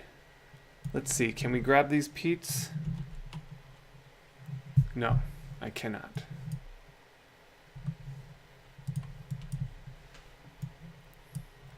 Maybe we should report.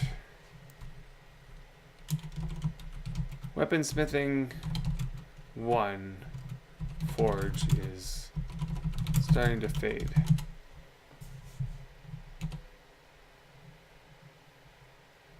That's probably why my lump isn't staying hot.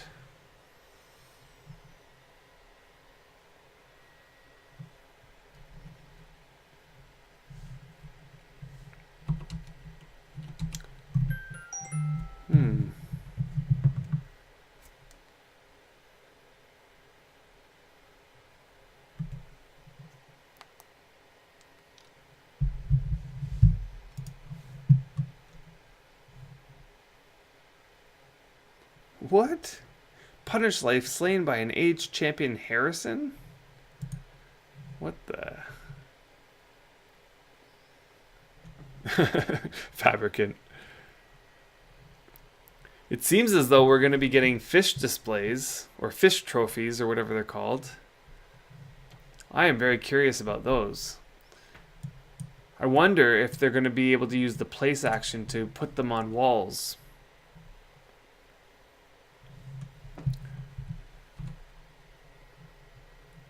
I mean, you'd figure that that's something that they can now be able to do, considering how, you know, robust the place item sort of system is. It's not unthinkable that they'll be able to hang things on walls, or maybe possibly even hang things from ceilings. That is a cool looking hat. Hey, it's Gumbo. I gotta look at that hat.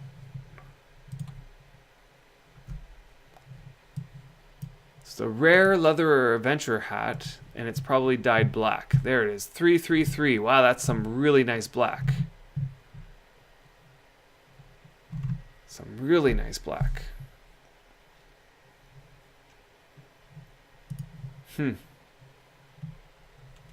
Looking good, Gumbo.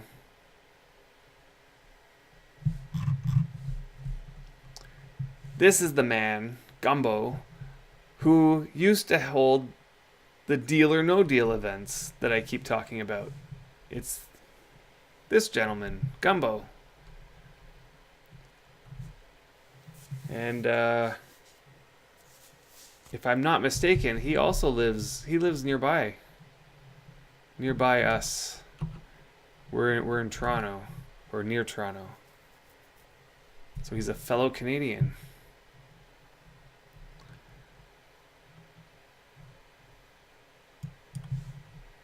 Yeah, I was looking through here to see if there's anybody else I know. So there's Gumbo.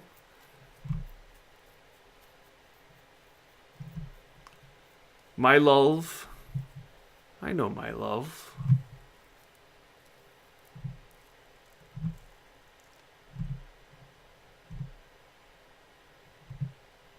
And of course, Samuel.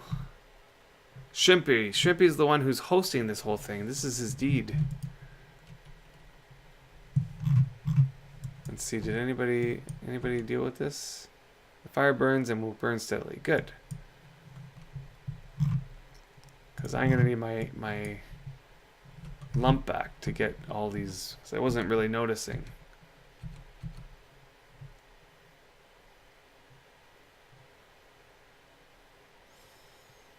Yeah. Yeah, there isn't any physics. So, yeah, I don't see any issue. That they should be able to get a system in place where you could place stuff onto walls and it just sort of like hangs there. Yeah. I can see that being a thing. And people would love it, I'm sure of it. Let's start with fish trophies, and then we'll move on to, you know, deer heads and other displays. You know, currently you know those shield displays? The ones that have the axes crossed or the swords?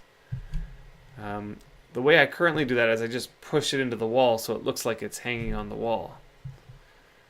But it would be nice if one day we could get a system in place where we can just hang stuff. There's one, just exactly like that one, the birchwood axe display. You see how it's like, if we come over here, you can see the outline of it. It's so bright in this room. You can kind of see the outline of it, barely, like right here. It's pushed into the wall. But then it makes it look like it's hanging, which is really nice. It's a nice little effect.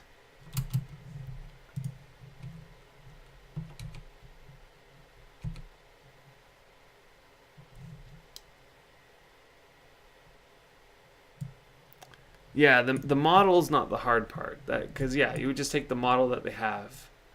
It's a matter of, like, I think the hard part would be if I scroll my mouse over here, how does it know that I want it on the wall? I guess because you're pointing at the wall, I suppose.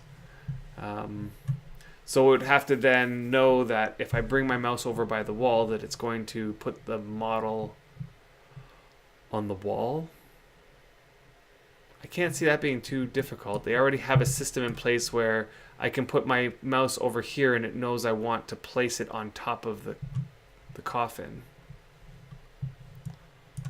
Or if I place my mouse over here, right? Like if I take, let's put something that is not of consequence. Let's see. I take my source salt. Does that even have a model? Yeah, and I place it right here. Like it knows that I want it on top of the forge here. You know, and it knows it wants I want it on top of the barrel. I can't see it being that much of a stretch to get it so that it would know that I want it on the wall. You know?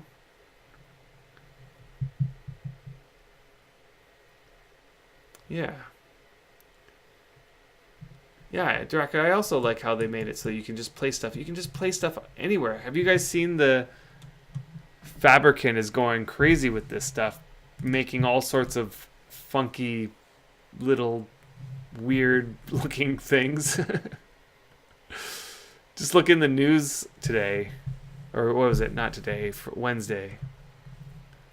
Let's see if I can bring that up.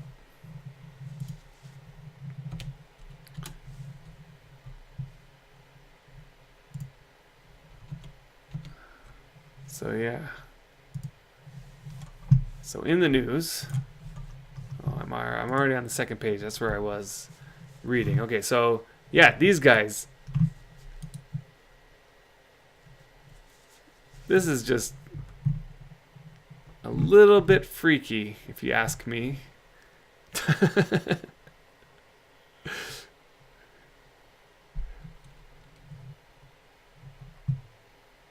Yep. That's just funny.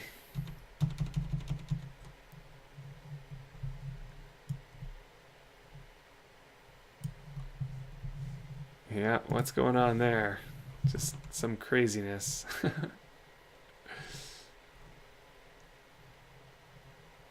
Oh, is that that's retro in the picture. Ah. He went AFK, so he just brought all those things over. He comes back, I could just imagine.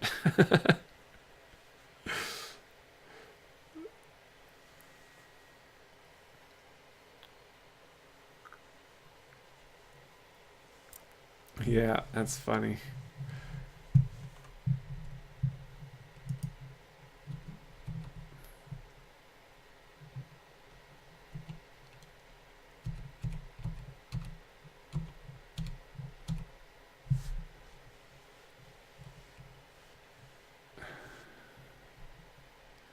You know, I need to get better at figuring out the whole place thing. And just getting better at decorating. Because, you know, I got a competition to win. Alright, Enkin. Have a good night. Thanks for hanging out.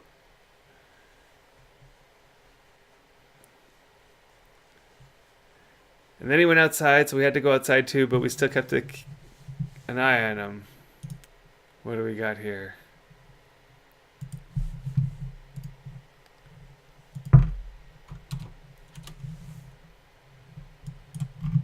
Am I zoomed in too much? Yeah.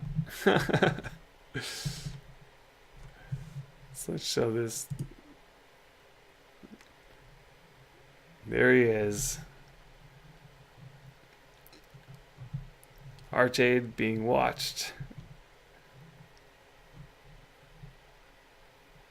So my question is, how quick can you get one of those guys set up now?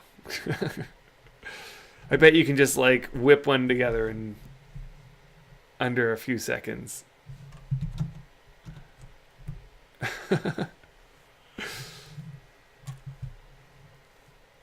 That's hilarious.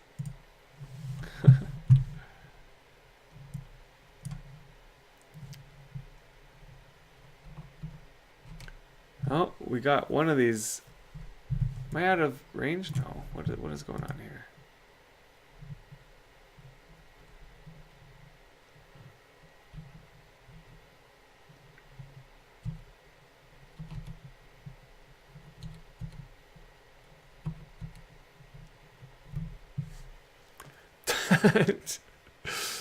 I can imagine. You're just like carrying them around with you. Just on a moment's notice, you can just pop one out.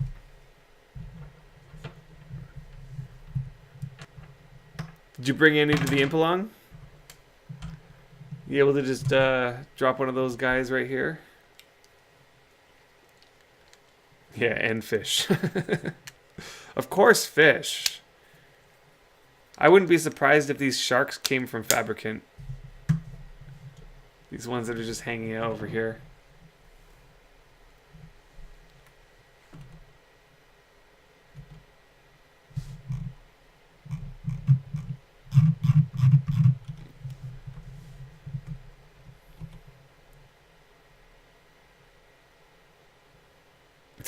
Yep, there are naked anvils. Do you have eyes? Eyes and hats with you? Yep, I did see the octopus. Where was it? It's over there. Corpse of a venerable octopus.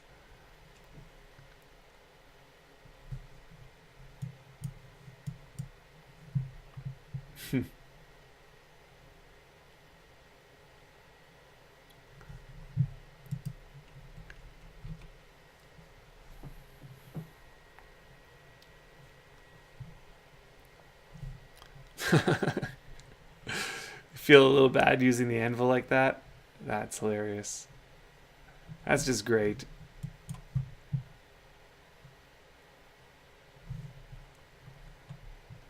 You know, one thing I'm really impressed with is how yellow or golden. It looks so golden, like those horse statues. So I went to try to figure out how did they get it so golden. It turns out that they used a marble statue. So it starts out very white, and then they painted it with a nice yellow. Here, let's see. The yellow color is 214 red and 160 green. So more red than green. But that's not too hard. That color is not too hard to get, I'd say. It's just the fact that it's on a marble statue that gets it. That's such gold color. Looks so nice. The gold color with the purple banners. This building also is like super bright. Super, super bright.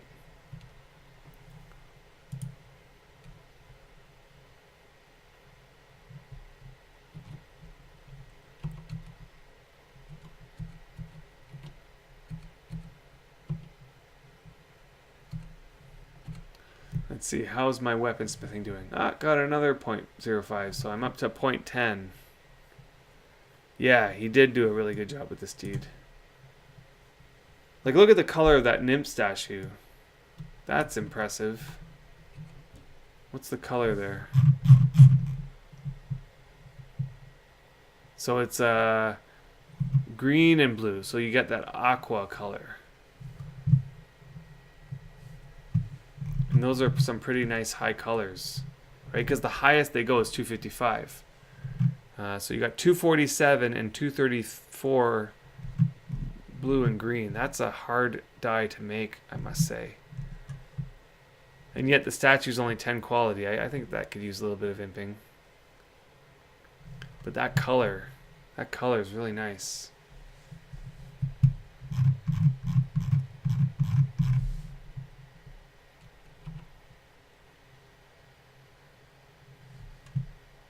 There's the eyes.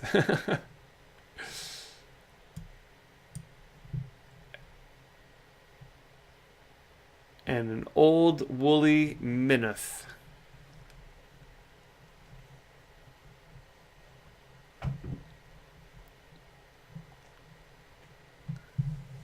Ah, my love is still streaming. I did not know that you stream.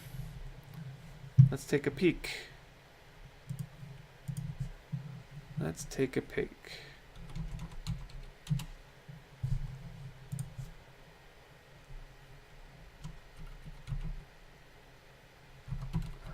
Hi, puppy.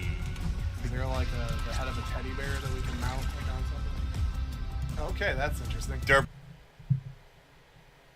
At various points, I thought about how to encompass the island. This island originally, years ago, there was a douchebag that came down here and he encompassed the entire island in a fence. You guys It was like 90 quality wood fencing. I know it doesn't sound that great today, but at the time, it was like, dude. Interesting. My love. I gotta put a little follow on that.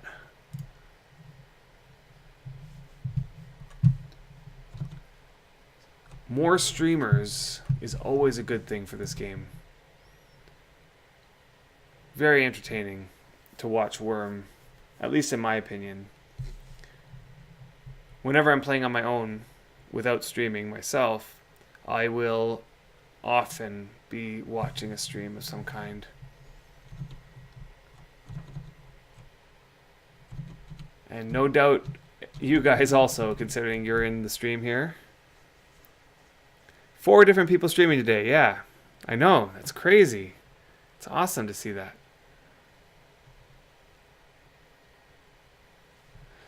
Did I see Syndusk's example of terrain erosion? No, I did not.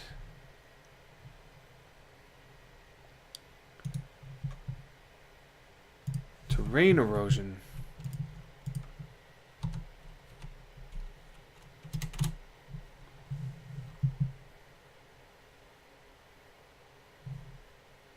Oh, yeah.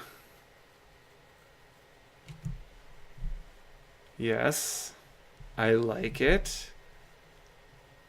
Terrain erosion is definitely something that I think this game needs. You know, over time, like long-term sort of terrain erosion.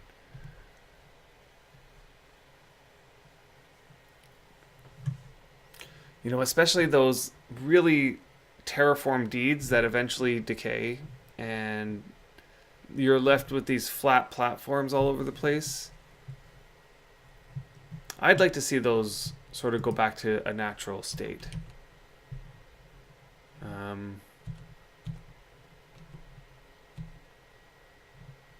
I have a feeling though that the Wurm team doesn't. I can see some issues with it because, you know, what if you want to build some structures off deed? The game kind of wants to allow you to do that, I think.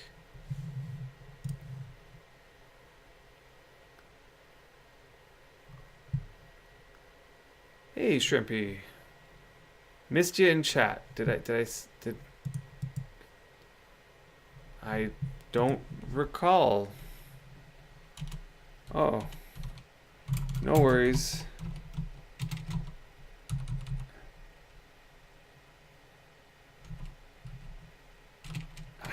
I honestly don't know when that would have happened.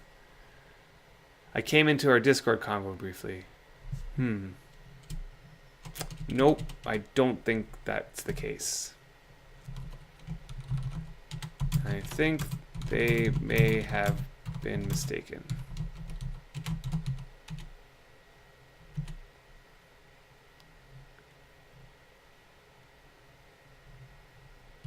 No worries. Okay. So what was the mystery? The mystery was the Haven's Landing mystery. Although I think that the mystery was quite well figured out prior to the stream. But, yeah, if you missed it, at the beginning we got Retro and Joel in here, and we were over on the test server investigating and taking a peek at the new update surrounding the New Haven's land, or I keep saying New Haven, the Haven's Landing deed. So it's going to be the new spawn in for new players. New players are going to come into this deed that's on Independence, and they're going to be led through a tutorial that's a little bit more interactive than the one that we have currently, and it's going to show them all the basic things that they can do in Wurm before setting them off.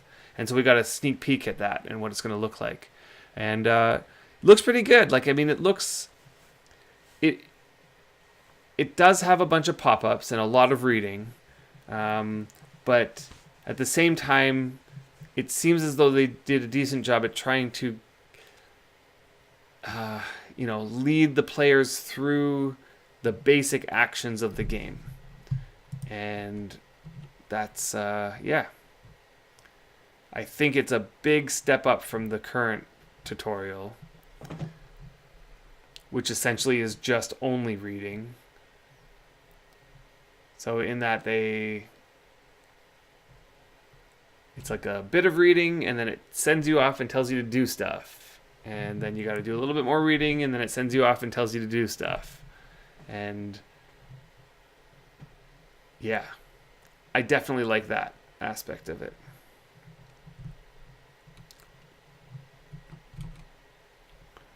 So yeah, it looked good. And we also got a chance to check out the little fishing bits. That was fun. Honestly, I cannot wait for this update to come into the game. Cannot wait. As it is with all Wurm updates, I'm always ready to test it all out.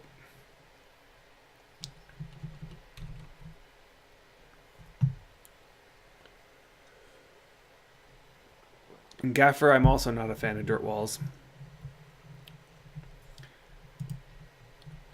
I mean, I've built my fair share of dirt walls in this game. But, I'll be honest, the reason why is because they were just easy. It's easy to build a dirt wall. And I've started recently to try to change that habit, and instead of building dirt walls, create sort of naturally sloping hills. It's a lot harder to do that, but I think the end product looks a lot nicer.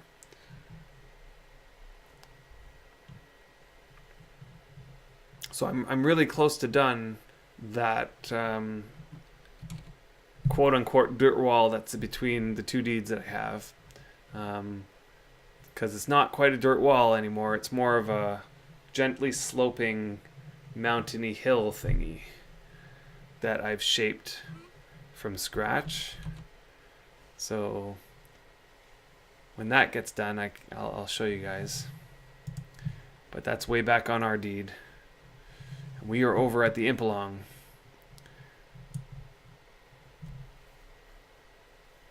I must say, this banner is awesome looking. The Dreadnought Dynasty banner. Man, that looks so cool.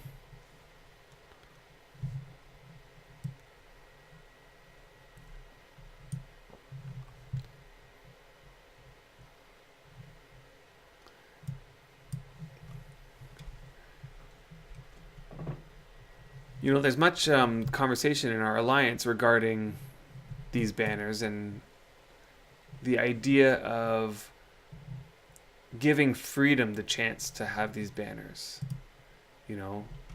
through sort of like an overhauled alliance system where if you have an alliance that you could create these sorts of things for your alliance. And I think there's an argument there for that. It would be an extra money sink for the game where, let's say, an alliance would need to form something that's like a kingdom, in which case it would cost the alliance a certain amount of money to form a kingdom or something like that. And then once a kingdom, then you have the opportunity to do things like this, where you can create your own banners and wagons and things. I think that would be a lot of fun. And give, alliances the means to decorate their deeds in sort of a fashion that allows them to, display their icon. And then it would also give an extra money sink into the game. Shrimpy's Deed needs more VD banners. Okay, what is VD? I'm not well versed in the chaos kingdom things. Bring in global alliances so I can be in an alliance with my friends on other servers, please. That's a good point. Global alliances. Cross-server alliances. That would be cool.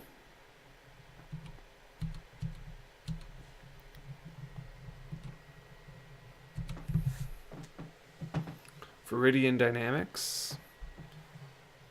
Yeah, I don't know. Could be. I mean, there's been a lot of kingdoms. When I was over on Chaos, there weren't that many.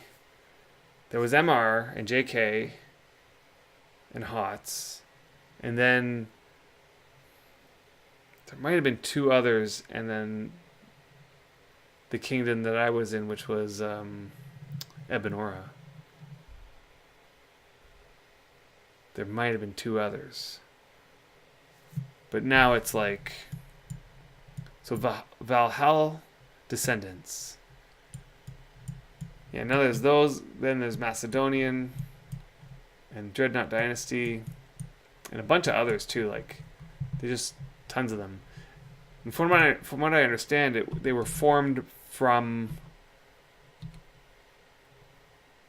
many members of different factions just sort of making their own kingdom. Oh, is my lump not warm again? Okay. That sucks.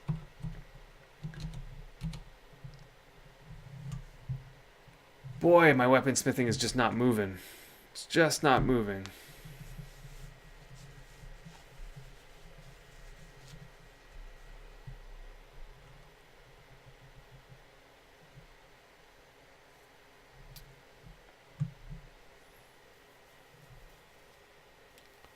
Well, let's see how this is going. If I use my speed tools, this would go a lot faster. But at the same time, I wouldn't be getting any skill, which I'm pretty much not getting any skill anyway. It's like super slow.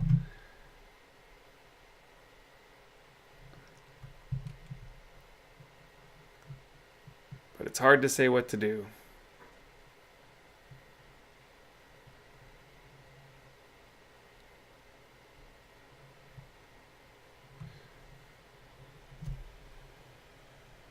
So Pandemonium, Wurm University, the Crusaders, and AO. So is MR gone completely? And JK? Those guys just all split up and created these new kingdoms.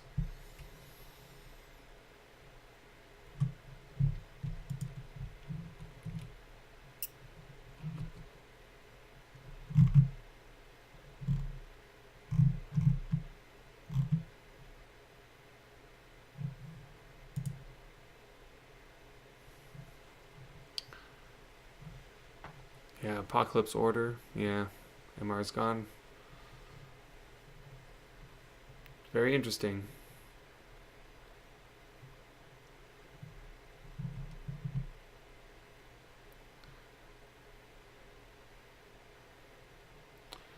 Alright, well, we had a lot of fun today. I got to peek around on test server. Had some fun there. Got to do some imping and increase my weaponsmithing by 0.13. But any amount of increasing in my weaponsmithing is fine by me. And so I think we're going to end the stream here. I hope you guys enjoyed and are also looking forward to this new update as much as I am. I'm going to bug Brian about missing this episode and make sure that he's on the next stream. So I hope you guys enjoyed, and I hope you'll tune in next time. We'll have to sort of figure out what we're going to do next time, but Brian should be back. Hopefully the Implong's still going, and we can do another something or other related to this.